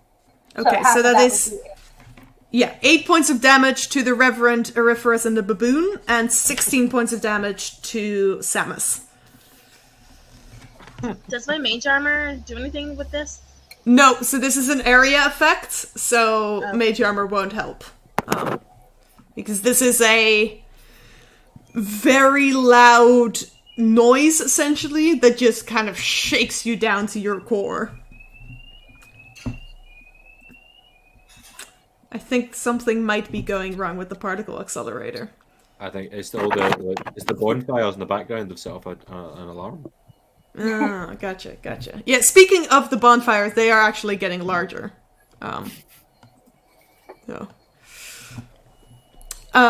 Samalama Ding Dong could win this. It is a Sam. I will let Samalama Ding Dong win. Sam Horrell. Okay. I think I will fly over towards the mushrooms. Okay. Just over top of them? Yeah, maybe a little Cool. bit further. That Perfect. way? Yep. And I assume I can see pretty much everyone You can from up here. see pretty much everyone. I'll say Sam Moldering has a little bit of cover, just because there is a hill sort of between you that she's kind of Yeah, but hiding luckily, behind.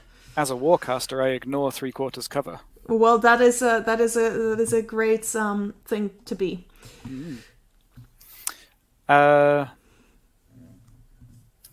Sorry, what's the purple-headed character's name again? That is Come On and Sam. Kamanen-san. Okay, I'm gonna throw a firebolt in their direction. Yep, that's got quite a long range, I believe. So go ahead and make your attack. I will use my advantage. Yeah. I rolled a 3 and a 2.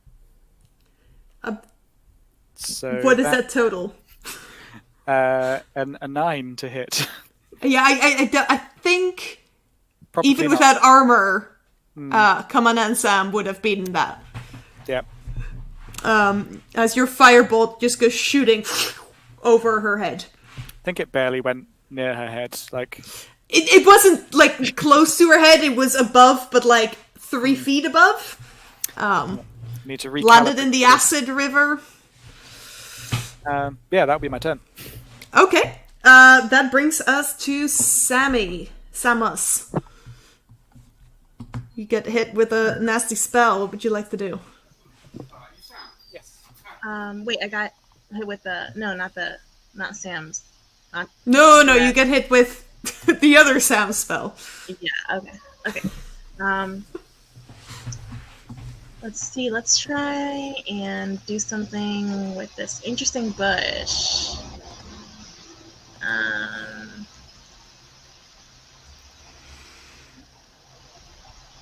Do you know? Maybe I'll try disguise self. Actually, Okay. What would you like to Getting hit. disguise yourself as? Oh, I believe it is limited to people with disguise self. let me see. Let me pull up the spell. Yeah,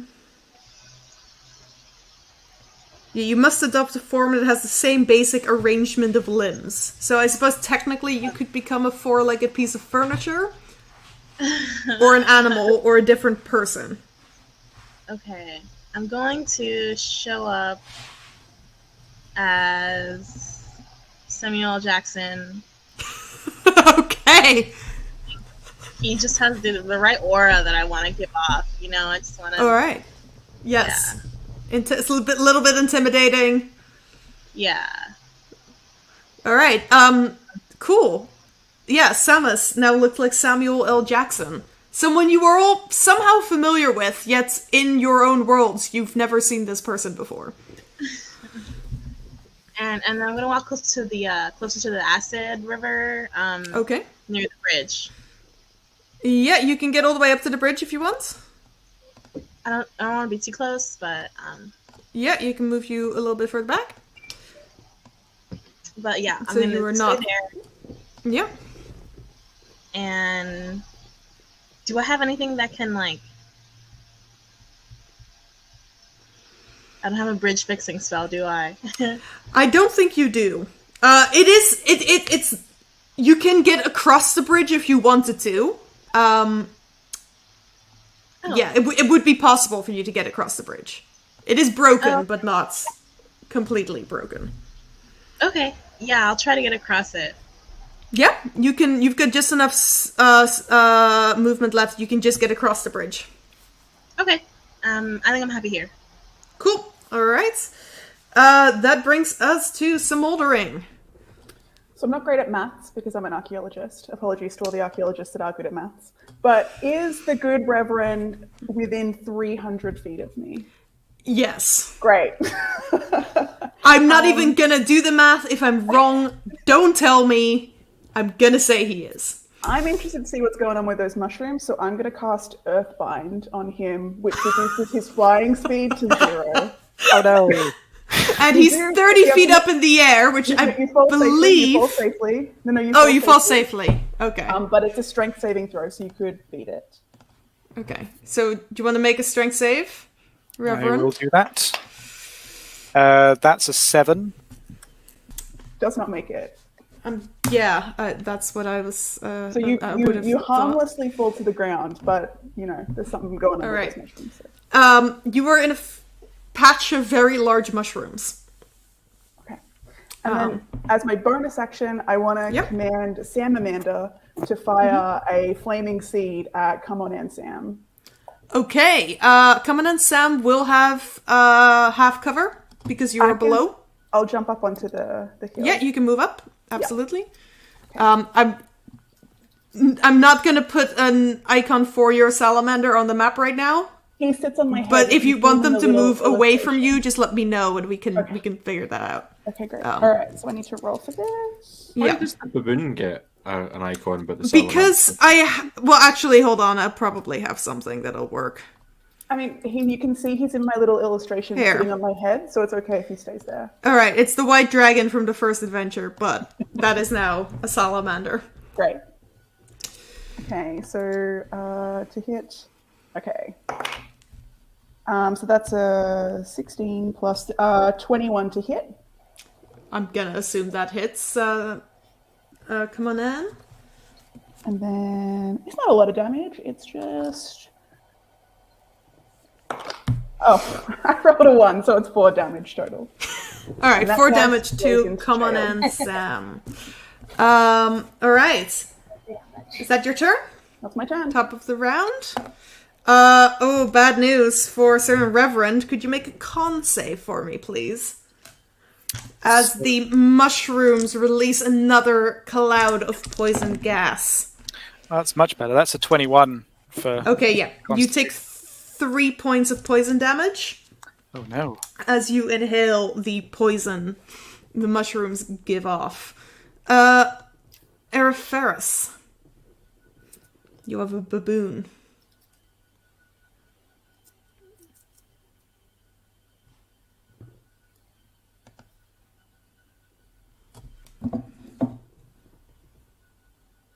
You're muted. You'd think I'd get this right. I rolled 17 on Ice Knife against the Reverend. Okay. 17 does not hit. Ah! Oh no! Wait, no. I had +4 on that. Does that hit? 21. Yeah. In that case, I will use a reaction to throw up a shield Ooh. and make my armor class a healthy 25. Oh, Colonel Sanders just can't kill him. We cannot kill him. Him and No. his recipe will live on. Secret herbs and spices will never be known. Okay, well that doesn't work. What's the baboon gonna do? The closest person to the baboon is currently 20 feet away. Reverend's 25. Okay, I'm not gonna go in and attack the Reverend. That will just be terrible news for this baboon. Who is the closest by to the baboon? The closest to the baboon is Kamanan, who is hiding in a different bush. Okay. Right. Well, can I go and try and can I move the baboon to come on in? Yes. Please? And then try to melee attack. Yeah, go for it.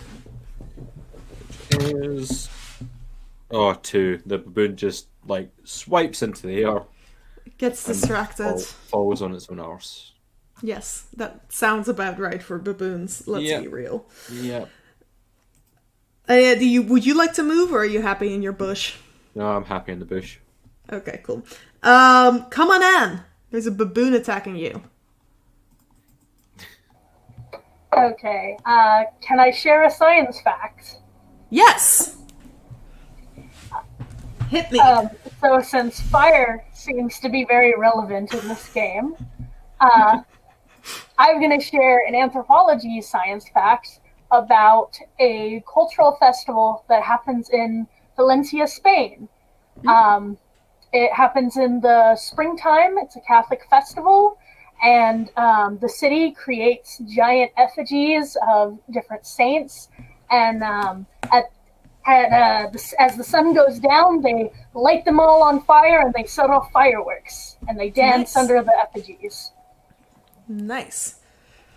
I like that. All right, on your next saving throw, you can roll a d4 and add that to your saving throw. Okay. D4. Alrighty then. So, am I within 30 feet of smoldering? Yes, you are. 20 feet, even. Okay, but you are currently in melee attack with this baboon, so any ranged attack you would have disadvantage. Because of the baboon. How far do I need to go to get away from the baboon? Just 5 feet, but the baboon will get an attack of opportunity if you move away from it.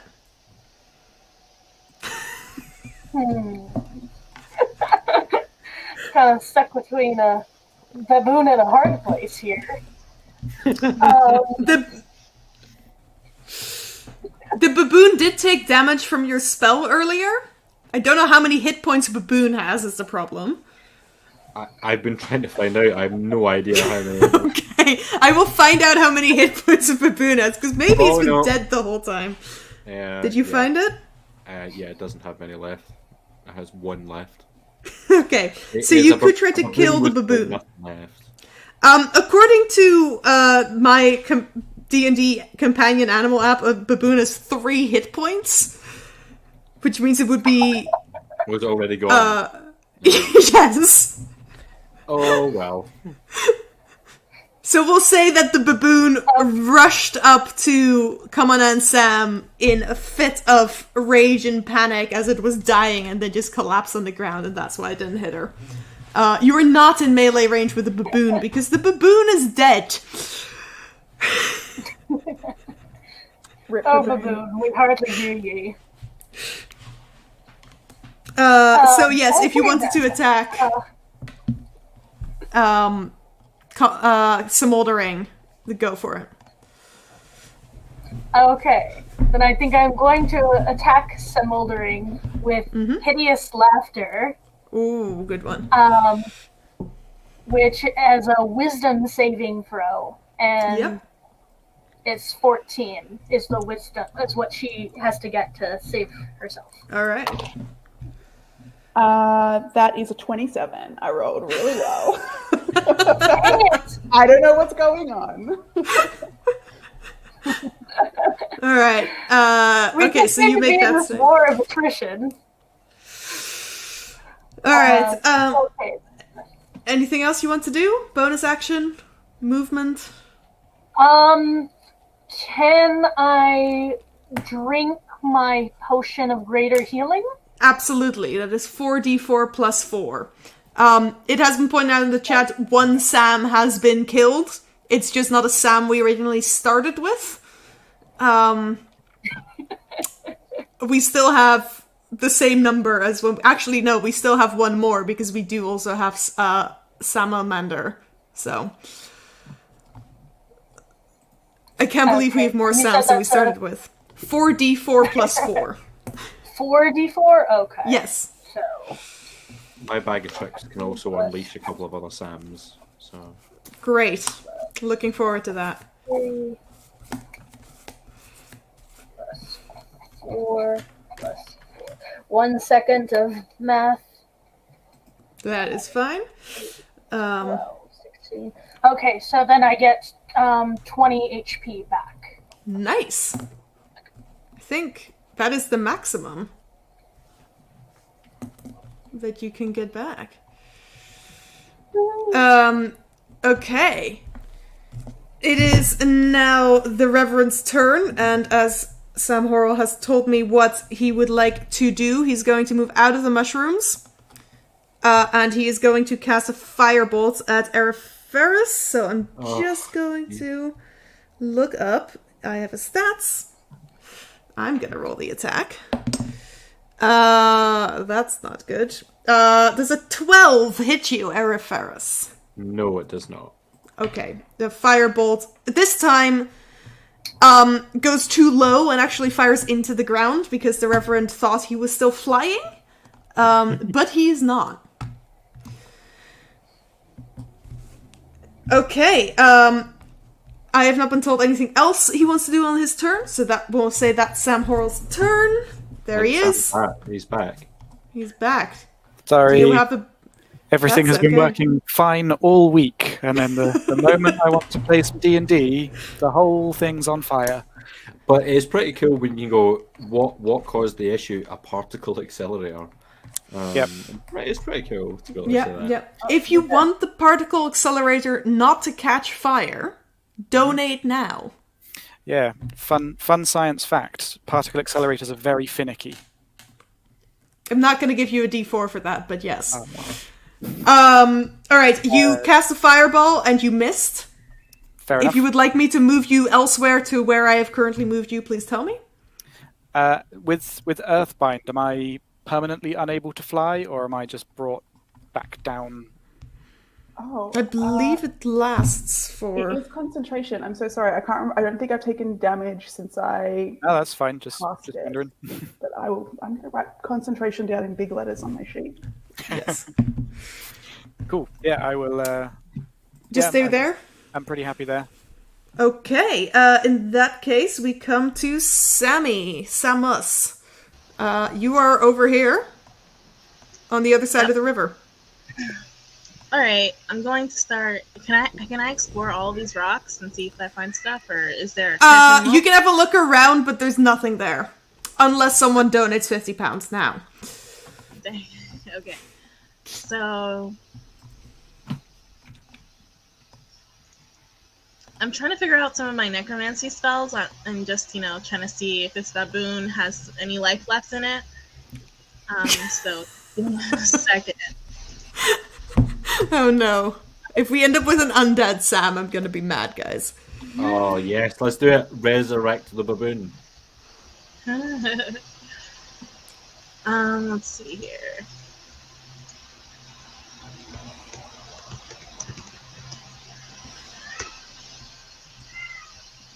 Okay, so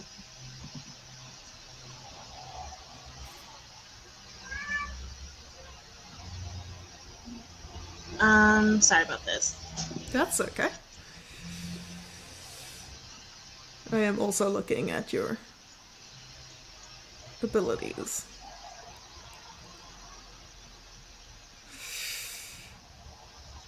So Toll the Dead, I'm not sure how exactly it works. I don't think I can Toll the- cast it on.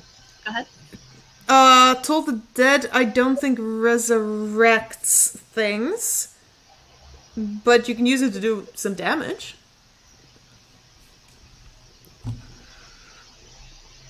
Okay, I'll try on Toll the Dead on. Actually, no, Vampiric Touch I think is too. It's too close. It's too Vampiric Touch. I believe Vampiric Touch. You have to be able. I have to be. It doesn't say what the reach is very conveniently. Oh, okay. It just heals me, I guess. Yeah. Okay, so can I try Toll the Dead on Earthris? Yep, he's within range. So that is going to be a Wisdom saving throw from Earthris. Earthris. Oh, shit. 6. Yeah, okay, and you were missing hit points, I believe. Mm-hmm. So that increases the damage. Sammy, can you roll 2d12 and add them together? 2d12s. 12. Alright, Earthris takes 12 points of damage. For Vampiric Touch, so you cast it on yourself, and you concentrate on it for up to a minute, and then you can use it as a melee attack, effectively. Gotcha. As long as you've still got concentration, so it's like a repeatable Yeah, melee but you attack. have to be within 5 feet of whatever you're attacking. Oh, Which- okay. Yeah. Okay. Anything else you want to do? Any bonus actions? Well, I'm Samuel L. Jackson, so I'm just gonna go ahead and start reciting some sort of movie that I was in. I don't know. I just like talking and practicing my acting. So. All right. That's fun. In that case, it is over to Smoldering. Excellent. I'm going to move up onto the rise. Okay. So that I have good line of sight on the Yep. fellas down the hill there. And I'm going to Yep. drop a flaming sphere right in between the two of them. Okay. How large is it? It's only 5 feet. They Right both in need to between them. make- Right Yep. in between So- them, yeah. They're both within 5 feet of it, so they need to make a dexterity saving throw. Okay, dex save from you two, please. I'm gonna make it pink to distinguish it from the bonfires. Like my hair. Although not my character's hair. I rolled an 18. Okay, that saves. So you'll take half. Here, Ferris. 16. That also saves, so you both take half, which is 12, so 6 points of fire damage. All right. And then I'm going to get Sam Amanda to spit another fire seed at Come On Am Sam. It's All right, so hard go to say. for it. Oh, It right, I need is. to start again. That's what happens when you choose your name based on puns. Yeah.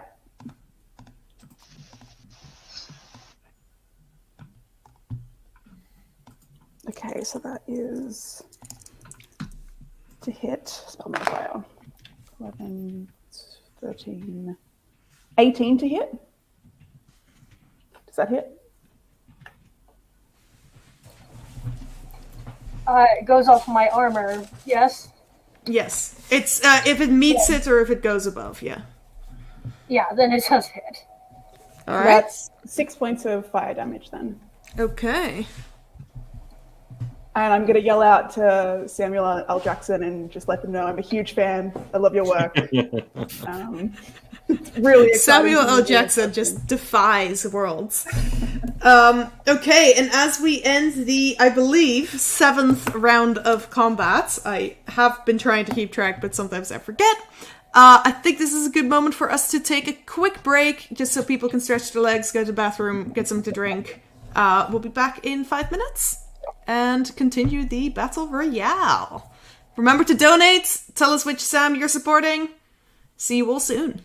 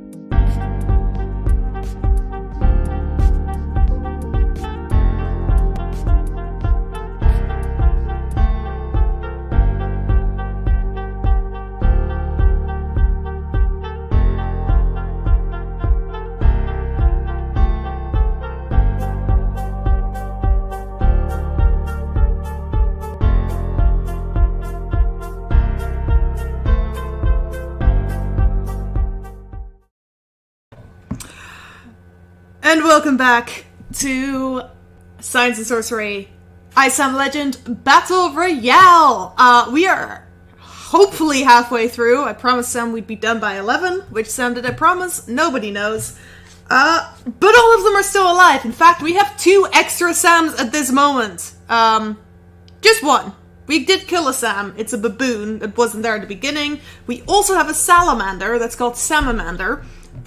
That's not dead yet either, just like all the other Sams that we did start out with. If this goes on too long, Sam Gamgee is going to make a reappearance and just start murdering people. Because he just really wants to get to Valinor to be with his long-lost love, Frodo Baggins. I'm waiting for all the players to confirm that they are back in the private chat. Until that time, I will tell you all about my headcanons from The Lord of the Rings, mainly that most of them are very queer. Any of the other players want to jump in, they can do so. But until then, oh, here's Sam. They're all queer, right? Yeah. Okay, cool. Yeah. Yeah. Tolkien loves C.S. Lewis. That was it. Exactly. That's why he made him an old tree. Like, I wish that it was, like, genuinely more commonly talked about. But yeah, that's it. Yeah. Try to get the background back. Anyway. I'm disappointed the tickets to Rods and Holes are $5.20 and not $4.20. Oh, they went on sale well before 2 days ago. Otherwise, Okay. it would have been that. But Yeah. like. I mean, this, it's also Hitler's birthday, so we don't want to advertise fucking it hell. too much. That went like 0 to 100. My birthday's on the 19th of April, which is also the anniversary of the Oklahoma City bombing and, like, part of the Waco siege, so I've had to put up with that for a long time. I just think we should remind people about Hitler's birthday more often. But, like, because he's a bad guy, not because I think we should... This is getting weird. I think Let's go back to talking about how queer Lord of the Rings is. Yeah. If you're a Nazi, please leave. And that's it. Like, You're fired again. who are we still waiting on? Sam has left. Sam. I think we're just waiting on Sam Mensah to confirm that she has returned. So I don't see her in the chat yet. Yep, there she is. All right. We've lost Sam Horrell again, but it's a good thing he's making sure the particle accelerator doesn't blow up. I think. He's empty chaired for now. So I do have his character sheet. Maybe I'll just start making things up. All right. As we enter the next round, the light at the top of the pillar flares again, but this time you will hear a voice inside your head saying, "Oh, well, you're all doing real well. But only one of you can win, and right now there's 6 of you, and we started off with 5, so I don't really know how to feel about that. Anyways, carry on." And as the light flares again, the mushrooms release another cloud of poison, but no one is in the mushroom field, so that's fine. Eriphorus. There is a flaming sphere next to you now. That's a good time. Yeah, it's not good at all. Not good at all. I think I'd like to try and, like, can I climb up the cliff in front of me towards where? Oh yeah, it's just a hill. You can just It's just a walk hill, up it okay. basically. Yeah. Can I climb up towards the bush in front of me, in front of This one? Yeah, Or this one? please. The This one on the one. left. No, other There we one. go. Yeah. This one. Here? Yes, where you are now. Just Yes. yeah, in there. Yeah. And then, what do I want to do? I'm gonna try Ice Knife again, Okay. and then I'm gonna try it on Smoldering, please. Okay, you can do that. Go Yeah. ahead. I will point out, the Ice Knife has been used in multiple games in Science and Sorcery, and it has never once hit anyone yet. 17. Misses. Smoldering. Misses. Ice Knife is No, currently, no. I think... Yeah? No? 21. It's +4. Sorry. Shield. Ah, Ice Knife, I think, currently is the worst spell that has been happening ever on Science and Sorcery. Least useful one yet. Would you like to do anything else? how far have I moved so far? Like 15 feet. Can I Move another 15. Can I move another towards Smoldering, please? Right, like right up to? Yeah. Alright, you're now on top of the hill. Yep. With Smoldering. Bonus action? I'd like to punch them in the face. That's not a bonus action, that's an attack. I know. No, I'm gonna leave it. I'll leave it as is. Alright, cool. In that case, we move on to Kaman and Sam. Okay. You're just chilling in a bush with a dead baboon.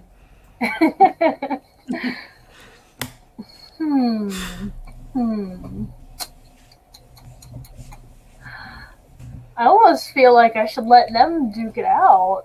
Like they're having their fight there, so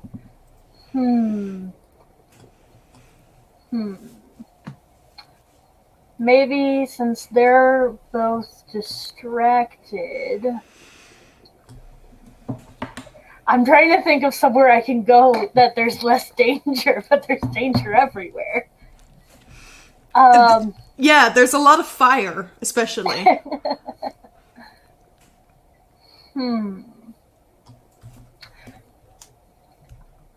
Then I think that I'm going to create a minor illusion Okay. and just create a copy of myself that Okay. looks like it's walking towards them. Can minor illusion be... Is it a stationary image? Let's see. You create a sound or an image of an object within a range that lasts for the duration. The illusion also ends if you dismiss it. Yeah, no, if you're creating an image, it cannot move. It can also be no larger than a 5-foot cube. So, yeah, you can make an image of yourself, but it'll just be stationary. Okay. Can I project the image of myself standing outside of the bush then? Sure. There is an image of you outside the bush. So, and I'm just going to keep hiding in the bush and see if anyone tries to come towards me now that it looks like I'm standing out in the open. Okay. So you do that. We will wait for Mr. Dr. Horrell to return before we get to the good Reverend. So in the meantime, Sammy, what is Samus up to? Samus. Yeah, so quick question.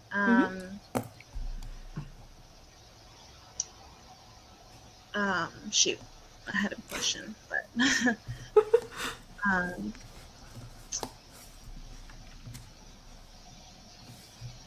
okay, can I fly? I don't remember. I think I can fly. You can fly. You are a fairy. Yeah, I'm a fairy. Okay. Great. So let's try to get a little bit closer to the rev. Okay. Yeah, And you can then just fly over the river if you want to. True. Yeah, I'll do that. I'm So- interested in what's going on in this fight. And what's For that your in, like, max movement, you get to where the dead people are. With the Oh, card. and that's already been That's been ransacked. searched. Yeah. Everything that's searchable has been searched. Okay.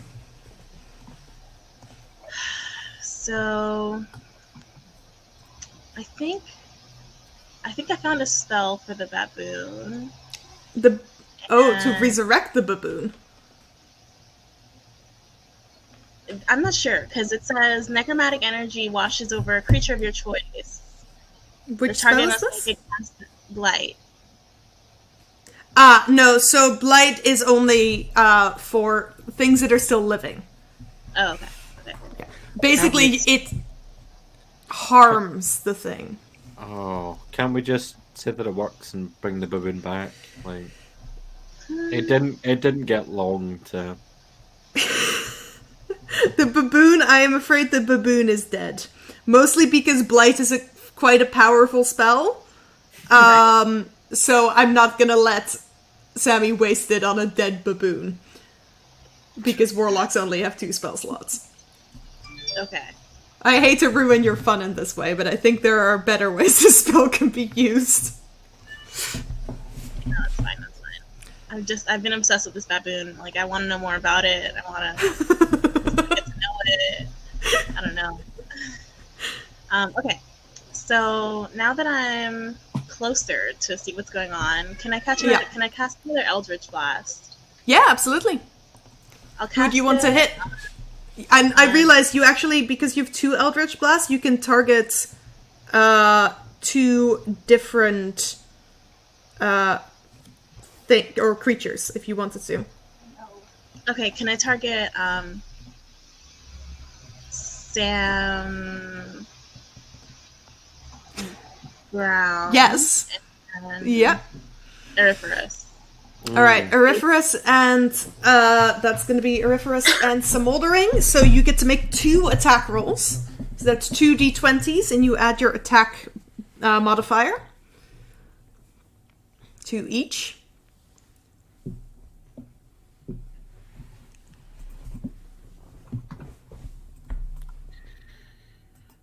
So to hit Smoldering, 3 and 13, and then I add my. Yeah, so for Smoldering, that's going to be a 9, I believe. I believe you have a +6. Yeah, +6. Okay, so Smoldering, I'm guessing that doesn't. And the other one was a 13, you said? 13 plus 9 plus 6, yeah. So 19. Does a 19 hit Eriferous? Yep. Alright, so go ahead and roll 1d10 for your damage, Sammy. Wait, I get damage? I didn't realize this. No, you do damage. Oh, I do damage. But okay. you roll the damage. D10. A 9. Alright, 9 points of force damage to Eriferous. Fuck. It's not gonna be long until you can say, "How would you like to do this?" It's not. Gonna be I think long. that, Sam, that phrase is copyrighted. I checked. No, don't. No. I never said it, Matt. Matt, I didn't say it. They copyrighted it? Really? I think it's just for merch, but Oh, okay, yes. okay. We can say it. Yeah. We're not making money from this. If you're really gonna sue us over a charity stream, Yeah, if come Matt at me, Nerfer motherfuckers. comes out as like, you want to take money from like refugees dying at sea? Then Maybe they're in favor of the Rwanda plan. Allegedly. Yeah, maybe. No, there's no proof of that. That's not even an allegedly. Guy, I'm very tired. First I start talking about Hitler's birthday, and now this? Like, I'm so sorry. We have lost. Sam Horrell Twitch has let me know. followers. We've lost Twitch followers as a result of that, chat. We haven't. Don't worry. I mean, you know what? I wouldn't blame them. Sam Horrell has let me know what it is he'd like to do. He is going to move away from the flaming sphere. He is going to cast Healing Word on himself, which I will let him roll when he is back. And then he's going to cast Firebolt at someone, and I will roll a d4 to decide who he hits. It's a 4, so that's going to be Sam Oldering. God, these names. Firebolts is for him, I believe, going to be an 18 to hit you. I still have my shield up, so it does not hit. All right. Cool. So that misses. Which brings us to Sam Oldering. It's your turn. What would you like to do? Excellent. Sorry, Sammy. Were you trying to say something? Yeah. Quick question. Did I mishear when I heard that all the Sams are queer, or is just how many? Or is that Lord of the Rings only? No, we were talking about Lord of the Rings. I don't know how many of us are queer here, but probably a lot. Because that just seems to be a trend. Really? Okay, I'm curious. All right, y'all take your turn, Sam Oldering. Okay. We are being dissed in the YouTube chats, which I don't appreciate. We're saying we need followers to lose them for Twitch. That's rude. We have at least 50. No, none of them watch. Over 60 now. That's really good. Ooh. We're you gotta going mainstream. Come on. Sam Oldering, back to you. Okay. As Rufus gets close to me, I'm gonna cast Burning Hands. So you need to make a dex saving throw, please. Dex save from Eriferus.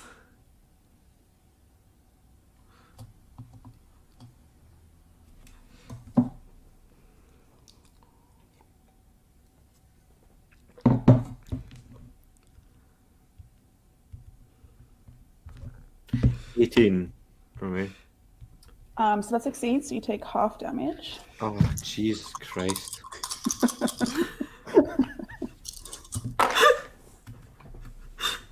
Oh, I didn't roll that one. Okay, don't get that next.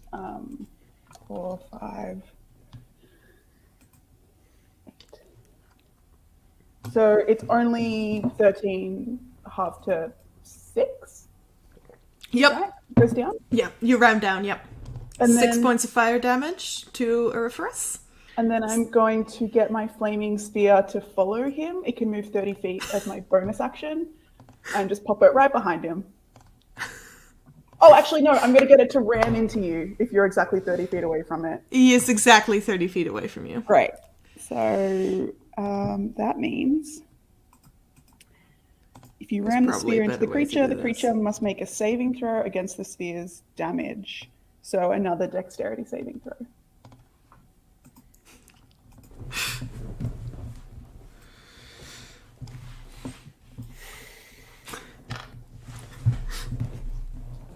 $21. That's pretty good. Okay, you save against the damage. Thank fuck for that. That was and that's my turn. not good. Right. That would not have been good. All right, top of the round. That is oh no. Eriferus and Sam Oldering, can you both make dexterity saving throws, please? As lightning crackles down across the sky and strikes the top of the hill. 21. All right. That 19. potion at the start is amazing. 19? Yeah. All right, you both take 5 points of lightning damage. And I need to make a concentration check for my Earthbind that's still on the Reverend. Yeah. The flaming sphere is in concentration, is it? Oh, no, it is. So I lose Okay, the well, Earthbind. that's fine, because I'm pretty sure we all forgot about the Earthbind anyways, so make it for the flaming sphere. I see. Well, one How of the many- spells... Yeah, 5 points of lightning damage. Are you still up? Just. The good thing it's your turn next. Yeah. So you need to beat Very a 10 for your concentration check. I rolled an 11. Okay, that's fine. Alright, and that brings us up to Eriferus, who is starting to flag, if I am correct. Yeah. at this point, I would.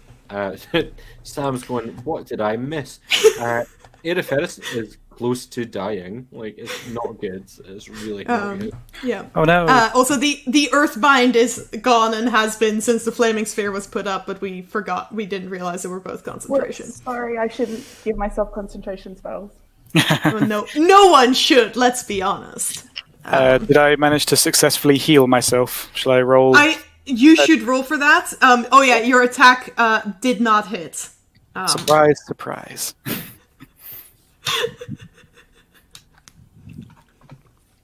All right, Aeriferus, what would you like to do?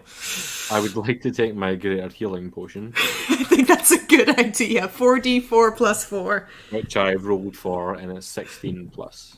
So Nice. that is very much needed. So I'm gonna just add that in whilst I think about what I'm gonna do next. Come on, hurry up. And then I'll have a look where I am. That was so close. Right. So I'm right next to Smoldering at this point. Yes, and a flaming sphere. Behind me. Okay. Yes. Right. Also, there is a very still image of Commandant Sam that's just been standing next to a bush for a while. I think I like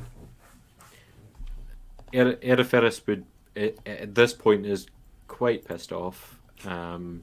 It's been a really, really hard start to his day after waking up in a bush. And so would like to Yeah. He's gonna punch them in the face. Okay, go ahead and roll an unarmed attack. That's a natural 20.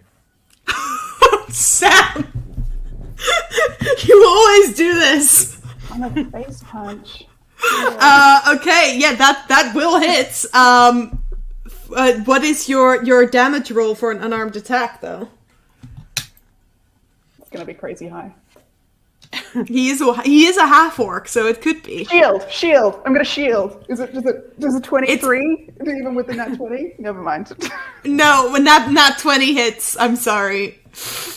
Even with the shields, it would just punch straight through. It is.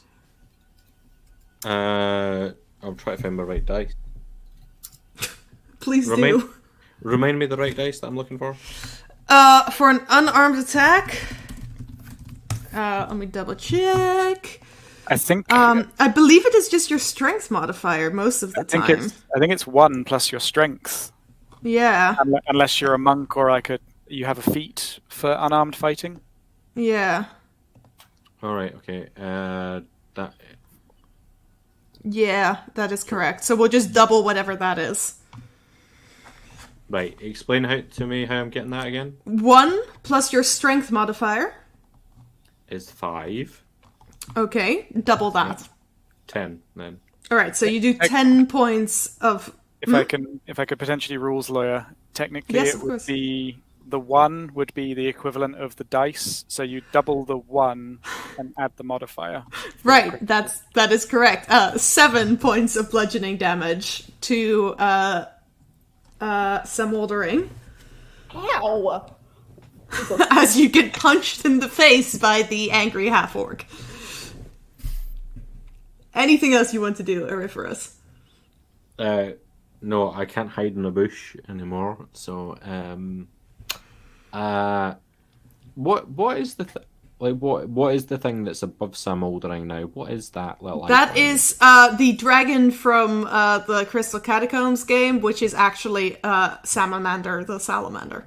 Oh well, I'm gonna fucking stay away from that because that's not nice. I don't have a stiletto anymore, so it's not. It's not a real dragon. Yeah, it's still dangerous. So it spits fire seeds. I don't think I'm going to do anything else.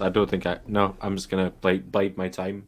If that's when Okay. you're going to end your turn, you have to make another dex saving throw because you're within 5 feet of the sphere. Yeah. Right.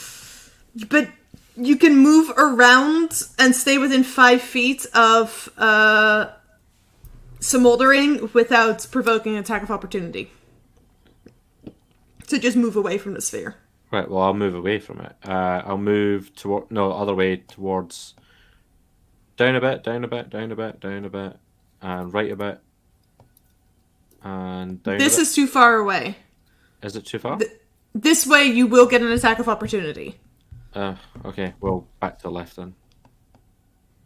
So this way you'd still be next to the flaming sphere, so you'd have to be up here or That's further. fine. That's Cool.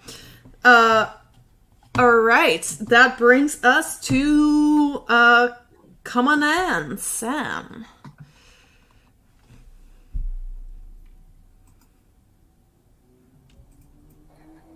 Okay. No one has paid any attention to you. And your illusionary mirror.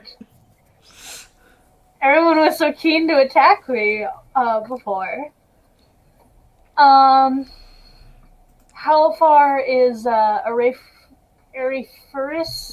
like from me? 15 feet.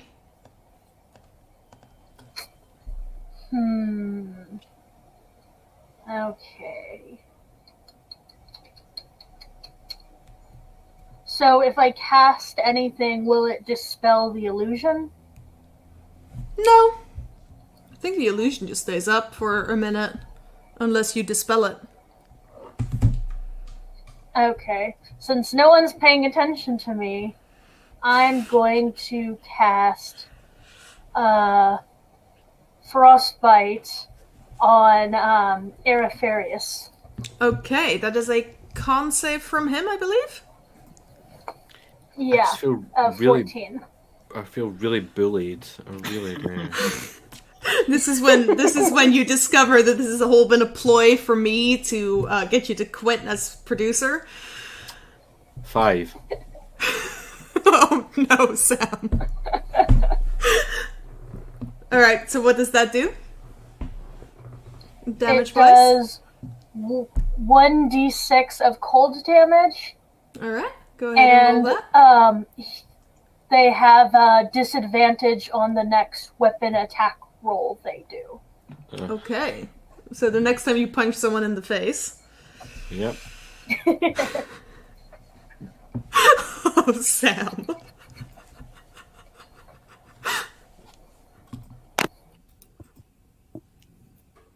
How much damage have I got?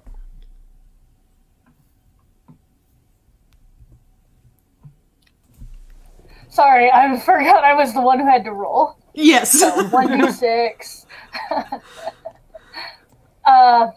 It's 3 points of damage. Okay, 3 that's- points that's- of bludgeoning That's damage. fine. That's fine. Okay. Anything else you want to do, Sam? Richter?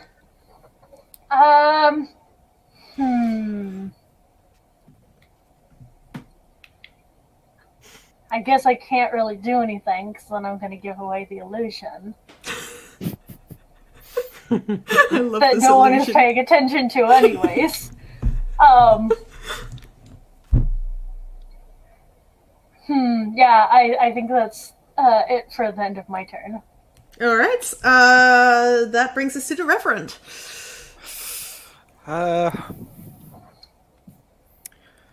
This feels a little bit mean, but there's a No, very no, big, no, don't do it. big group of people right there. Just Oh no. Just my wizard fireball urge is just itching. Go for it! Can you Well, not my hear? al- my al- There's my ally an told me to alarm go in the for it. background. Like, I think it's time to fly up 30 feet, get a nice good vantage, and Yeah. set the world on fire. Alright, you once again take flight. And you're casting the fireball so it hits all 3 of the people and the salamander on the hill? Uh, I assume? yeah. You can hit all of them, Sam right? Amanda. Yeah, in Sam for Amanda didn't hurt anybody. It's a Sam. It has to die. Or win. So yeah, dexterity saving throws from all the people. Alright, so everyone but Sammy make a dex save, and Salamander has to make his own dex save, I believe. Although is Samamander as a fire spirit like immune to fire? Oh, Possibly. I got a 20, and I'll check on Sam. I got a 19. I got 25. So this will be half damage for the three of you. Immune to fire. Sam Amanda is immune to fire.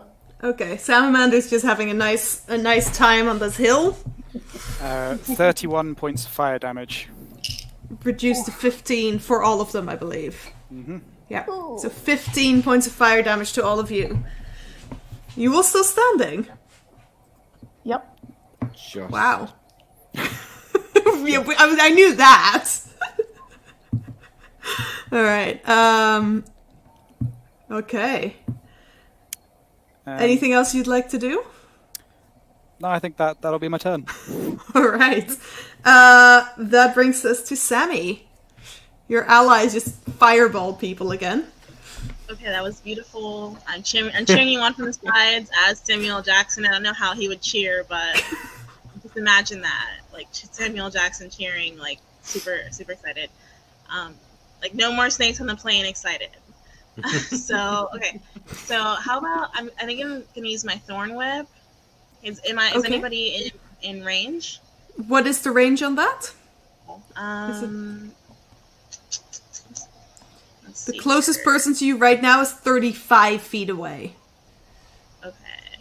Thorn web should be... Even your ally's further away than that.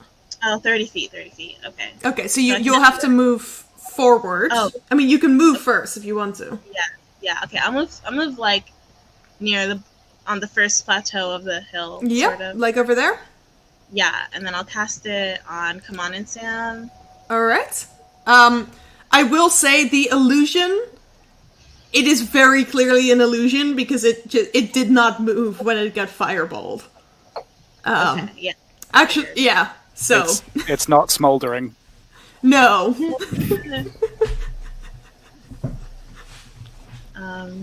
Okay, so I guess I'll cast it on the people who I can see.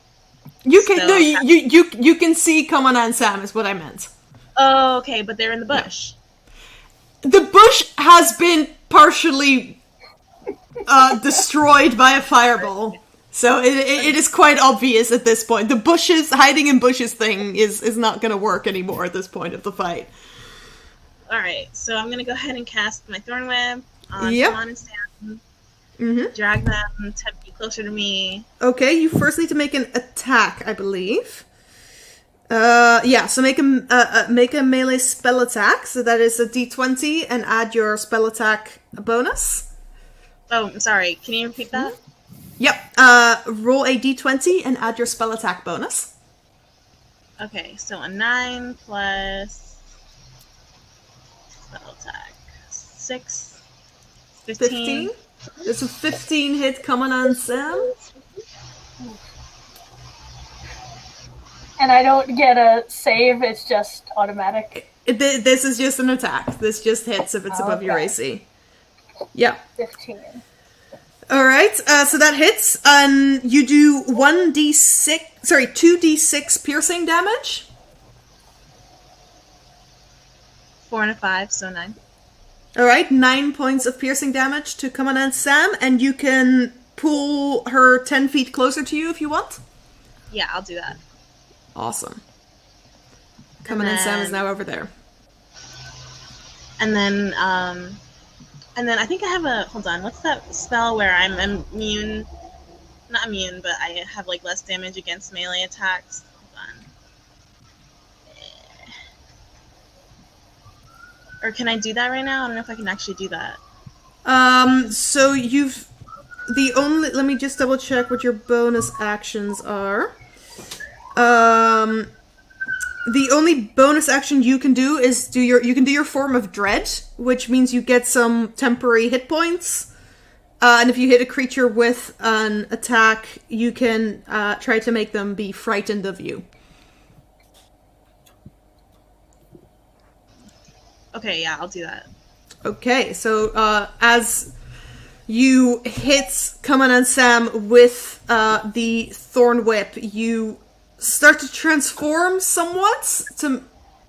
Something changes about you that is just slightly terrifying to everyone. So you can roll 1d10, add 7, and you get that many temporary hit points. Okay, 1d10. 5. Okay, so 12. Yep, so 12 temporary hit points, and if you want to, you can try to make Kaman and Sam frightened of you. Yeah, I'll do that. Okay, so that's a wisdom saving throw from you, Kaman and Sam. Okay, wisdom. +2. It's a 17. Okay, yeah, so that does save. You are not frightened. I mean, maybe you are frightened, but you don't have the frightened effect on you. Okay, that brings us to Sam Brown. Smoldering. Yeah, okay. Other Sam is back, so we can kill him. It would be rude to kill him while he was away. Well, we don't know what I'm got burning hands. All fire, all the time. Oh, fire. So that's another dex saving throw. Alright, Ferris, dex save, please. I think Burning Hands can probably hit a couple of people. Yeah, it's a 15-foot cone, isn't it? No one's been close enough for me to be able to do that. Oh! Yeah, you can hit Kaman and Sam as well. Great. No, that's not the right starting point. So 12. You'd have to move around slightly, but if you move over here, you could hit both of them. Great. I'll do that. Alright, so Kaman and Sam, we need a dexterity save from you as well, please. Okay, another dex save.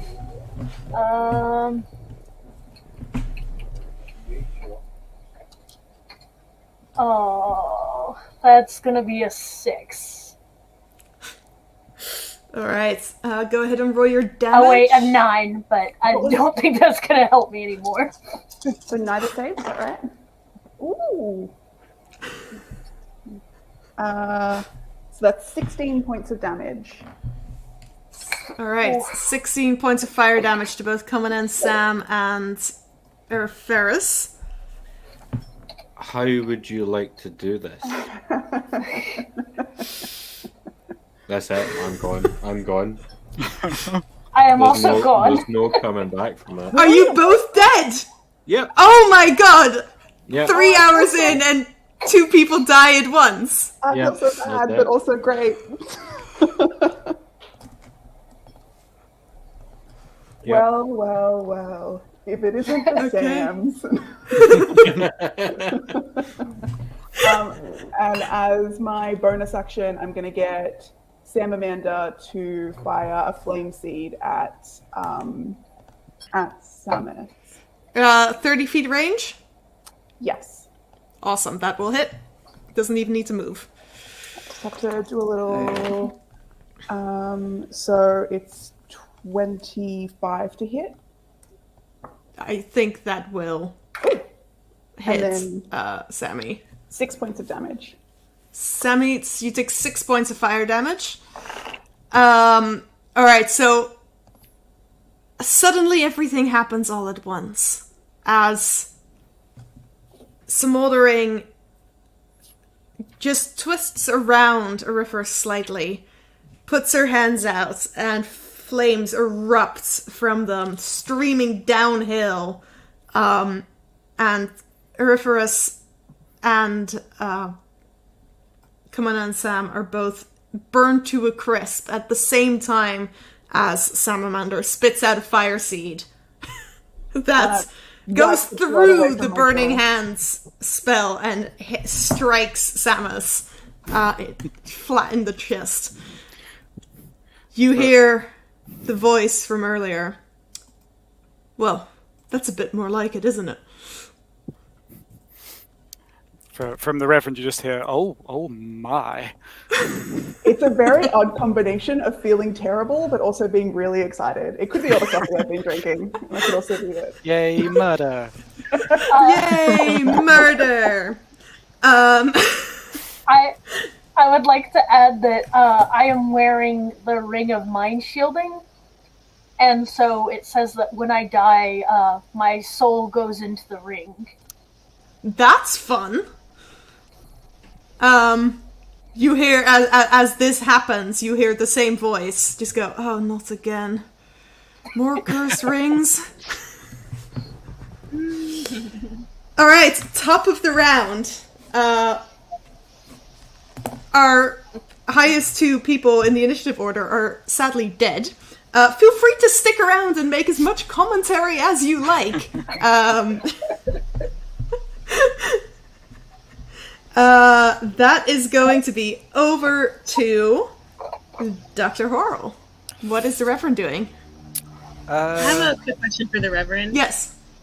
Okay. I love that. Okay, sorry. My quick question is, where country are you from? Me personally, Yeah. or the Reverend? You, personally. I'm from England. Oh, okay. Because it's funny how people from England call it like Southern, but it's not the south of England, it's the south of the States. So it's like, so you have like your Southern accent and it's like American, and it's pretty funny. No, a person from the south of England isn't a southern gentleman, they're a posh twat. Nice. Donate if you hate posh twats. Well, so my northern girlfriend tells me. Anyway, I will wave my hands about in a magical motion, and I will cast a magic missile at second level, directed at Sam Aldering. Okay, go ahead and those automatically hit, so go ahead and roll your damage. I believe it is 4d4. with At second level, it will be 4d4, yeah. And all of them plus 1. Okay. 13 points of damage. Alright, 13 points of force damage, I believe, to Smoldering. Pew, pew. Anything else you want to do? Pew, pew, pew. Yeah, I want to make finger guns and say pew pew. And That's a free action. cool. I will fly down a bit further towards the bushes near the mushrooms. Perfect. Yep. Cool. I can move the map if you need me to, but I'll keep it zoomed in so you can all see Yep, the that's great. details a bit more clearly. Alright, that brings us to Sammy. What's Samus up to? I see that this person is at the top of the hill. Can I run up to them? How far? You can get all the way up to them if you want to. Okay, I'll run up to them and potentially just see whether or not it would be effective to shove them down the side of the hill. Because it isn't that steep, I'm gonna say they're not gonna take any fall damage from that. Oh, okay. So, also, you are a small fairy, and they are a half-elf, so they're a lot bigger than you, which Okay, might make so things difficult. A fairy who looks like Samuel Jackson. And he's kind of Yes. strong. I mean, so I'm kind of a buff fairy who looks like Samuel Jackson. You don't get his strength, you only get his appearance. Oh, okay, darn. I get his mental fortitude. Yes. If I'm going through anything stressful, I have the mental fortitude of Samuel Jackson. That's nice. So can I go ahead and swing my weapon? Hold on. Yes. Which weapon? My mace.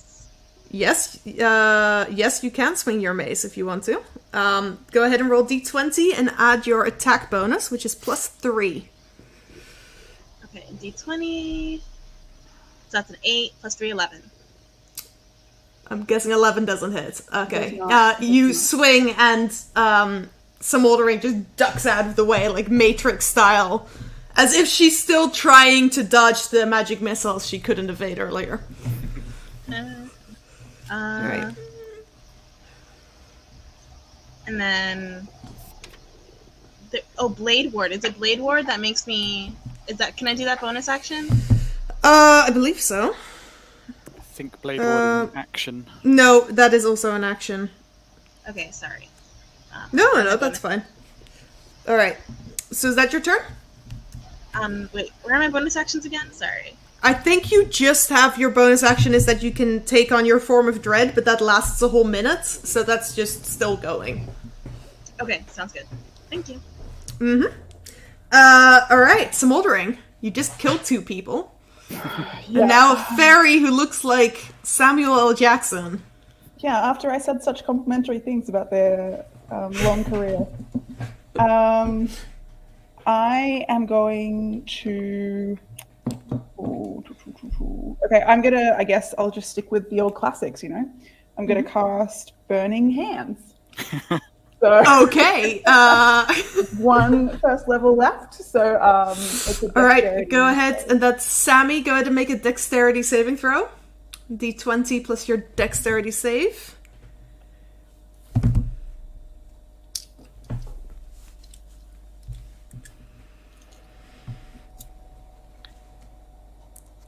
Oh, you're muted. Oh, sorry. Yeah, that's a 2. That's a 1 plus a 1. Okay. Yeah, natural 1 is not gonna cut it. Oh, okay. Is that good or bad? I rolled 2 6s, but I also rolled a 1 and a 2. So adding all of that together, 6, 12, 15. Alright, so you take 15 points of fire damage, Sammy. Samus. And then I'm going to have, for my bonus action, get Sam Amanda to shoot Flaming Seed at... Alright, Salamander will need to move slightly because you're currently in the way. Oh, no worries. I'll get him to move. Yeah. Not next There? to her. Yeah. Perfect. Yeah. Cool. Yeah, go ahead and roll an attack for that. I keep forgetting what I need to add to that. I'm pretty sure it's my modifier, but let me double check.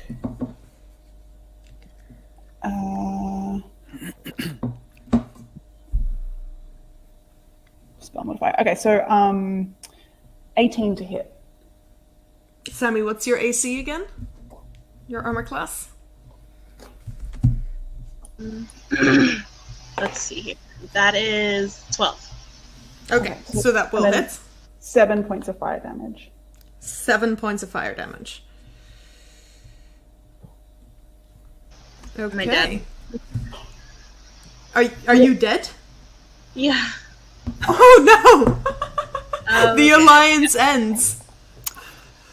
All right. How would you like to describe how you kill her, or shall I?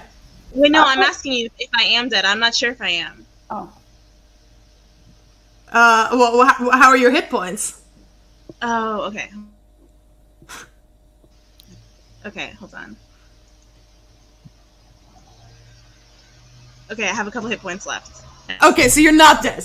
All right. When your hit points hit 0, you are dead.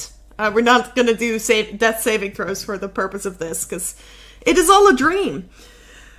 If you want to help any of our players win, good reminder for the folks watching: you can donate to try to get them to survive. They might get some extra hit points from me if you do. That brings us to the top of the round. As the river once again begins to swell, and this time, as it begins to swell, it does not seem to stop. Alright, okay, you just got a £20 US donation for Samus, so I'm gonna roll, this. Okay, you regain 5 hit points, Samus. Thank you for the donation, Chris. Thank you for the donation. All right, but you have other issues as the acid river now just seems to be swelling beyond its banks, and it is no longer retreating. So if you move over towards the river, I'll point out where exactly that is. Okay. That brings us back to the Reverend. I do have 1 3rd level spell slot left. You are cruel, man. Do I end the alliance in a ball of flame? This is up to you. It is up to me. Let's see what to do. I might actually use I'm going to use a 2nd level spell slot, and I'm going to cast Shatter. Yep, that will get all 3 of them. Yeah, that unless Salamander is also immune to force damage. He's immune to all damage. Who knew? No, he's not. Oh.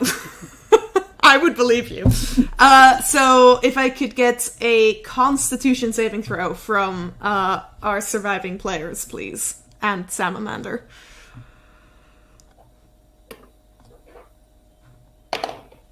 Oh, Sam Amanda got a 11.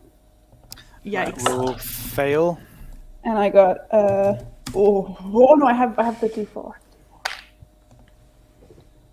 16. That passes. Okay. And Sammy? 16. Okay. Also passes. So you take half damage. Salamander will take full damage. Don't know how many hit points he has, but... Not many. 15 points of damage. He had 13 points. Salamander just kind of explodes and then gets whisked away to the Fey realm once again. So he just kind of explodes and everything contracts back into itself as he portals himself back to where he came from. The other 2, you both take 7 points of force damage. So, Samus, you still standing? Just I about? am, yeah. Just about. Okay. Alright, it is not decided yet. Is that your turn? Yes, I believe so. Okay, in that case, Samus, the alliance has been broken. I know, I'm feeling like kind of messed up. I mean, I tried to defend this guy and now he's attacking me. And I thought that we would we would take down Sam Brown together, but I'm going to try to crossbow. No, actually... You are currently in melee range with an attacker, so you will have disadvantage on anything that tries to, any ranged attacks. Okay. Not if she crossbows. If she the fires at Reverend. me... Yeah.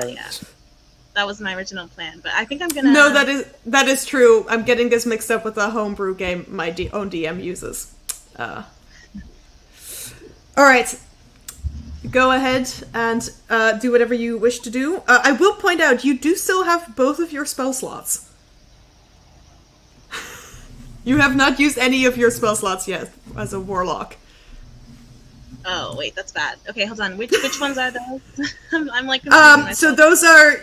you've used a fair amount of cantrips, but you've not used any of your spells on the spell list. Oh, okay. I realize you haven't played in quite some time, so I'm just reminding you because you might have forgotten. Okay, there's, Vampiric Touch. I think I might use that one. Vampiric Touch, you could attack Smoldering with it, but... Yeah. Alright, so you want to cast Vampiric Touch? Yeah. Okay, go ahead and make a spell attack against Smoldering. So that's a d20, and you add 6. D20. Okay, 17 plus 6. 23? 23. Does that hit? Okay, Yeah, that will hit. So go ahead and now you roll 4d6, I believe, damage. Oh no.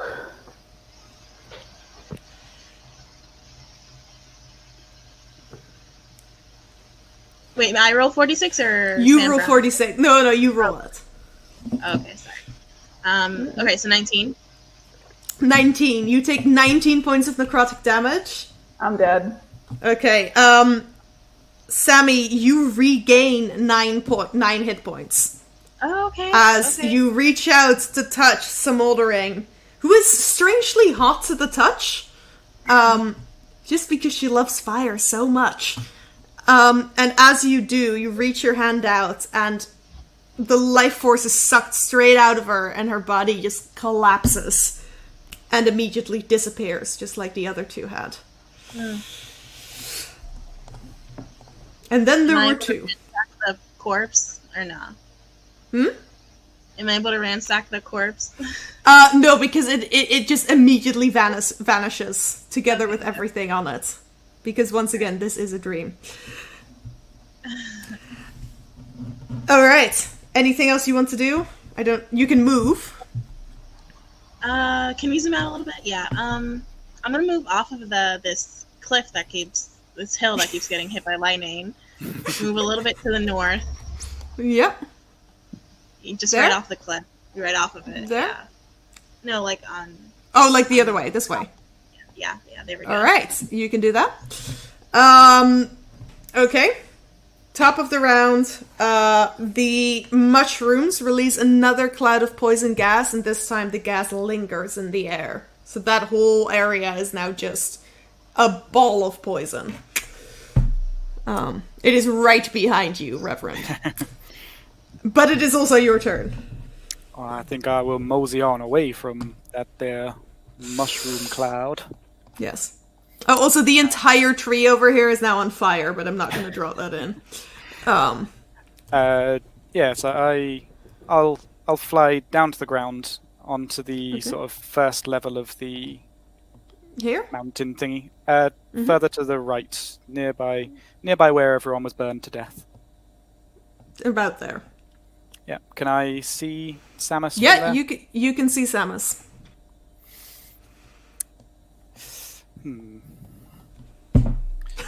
Choices. I'm sorry to do this to a worthy ally, but there can only be one. And I will third level magic missile. Ouch. Which automatically hits. So that's gonna be 5d4 plus 5. Mm-hmm. So that's 5, 9, 10, 11, 12, 13 plus 5, 18 damage. 18 points of force damage. Samus? Nope. Yeah, I'm a goner. Reverend, how would you like to... I would like to send out all the magic missiles and have them kind of stop and surround her and just wait and to say, I'm so very, very sorry. So polite! I was raised with good manners even when murdering. As the missiles simultaneously impact directly into Samus's chest, her body disappears from the clearing, and only the Reverend is left. Woo! You hear the loud zzz again, as instantly Samwise Gamgee reappears. That was, impressive. Perhaps I'm not the biggest fan of your tactics, but, you know, we all have our methods. And I am a big fan of your recipes, so I will forgive you. I am a big fan of your walking guide in Mordor. I find it very, very nice to walk your walks. I mean, I wrote that it's a warning more than anything, but I'm glad you've enjoyed it, I suppose. I wasn't expecting anyone to actually do that. I still think it's a bit dangerous. But that being said, I have to send you back to your world now. But you are the new Supreme Sam. And the only thing that I can give you from this realm to keep is this very, very special certificate of achievement. Which I will actually print out and get sent to you, because... And also I will correct the spelling mistake. I will hang this in my office at the Heirs Academy for mental well-being in academia. Right, I'm very glad about that. This has been interesting, but I have to go now. Go be with the ones you love, and I will go do the same. And he again disappears from view as the Reverend stands in this clearing. And eventually, everything fades to black. And you will wake up. Confused. Not sure if what just happened actually happened. Except for the Reverend, who wakes up clutching a piece of paper that declares him to be the best Sam in the world. How very odd. And with that, the iSam Legend Battle Royale is completed. Congratulations, everybody! Our first character deaths in Science and Sorcery.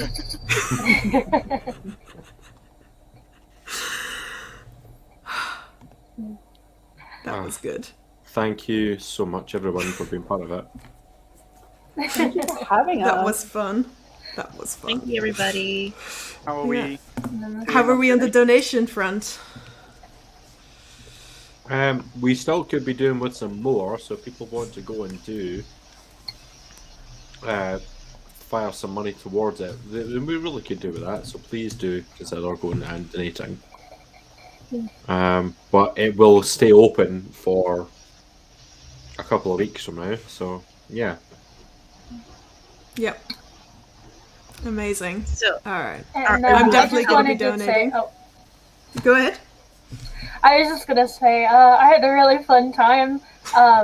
D&D is something that I listen to a lot of podcasts of D&D games, but I've never actually gotten to play one myself, so this was a good time. Even if between turns I was frantically scanning my character sheet to be like, what can I do again?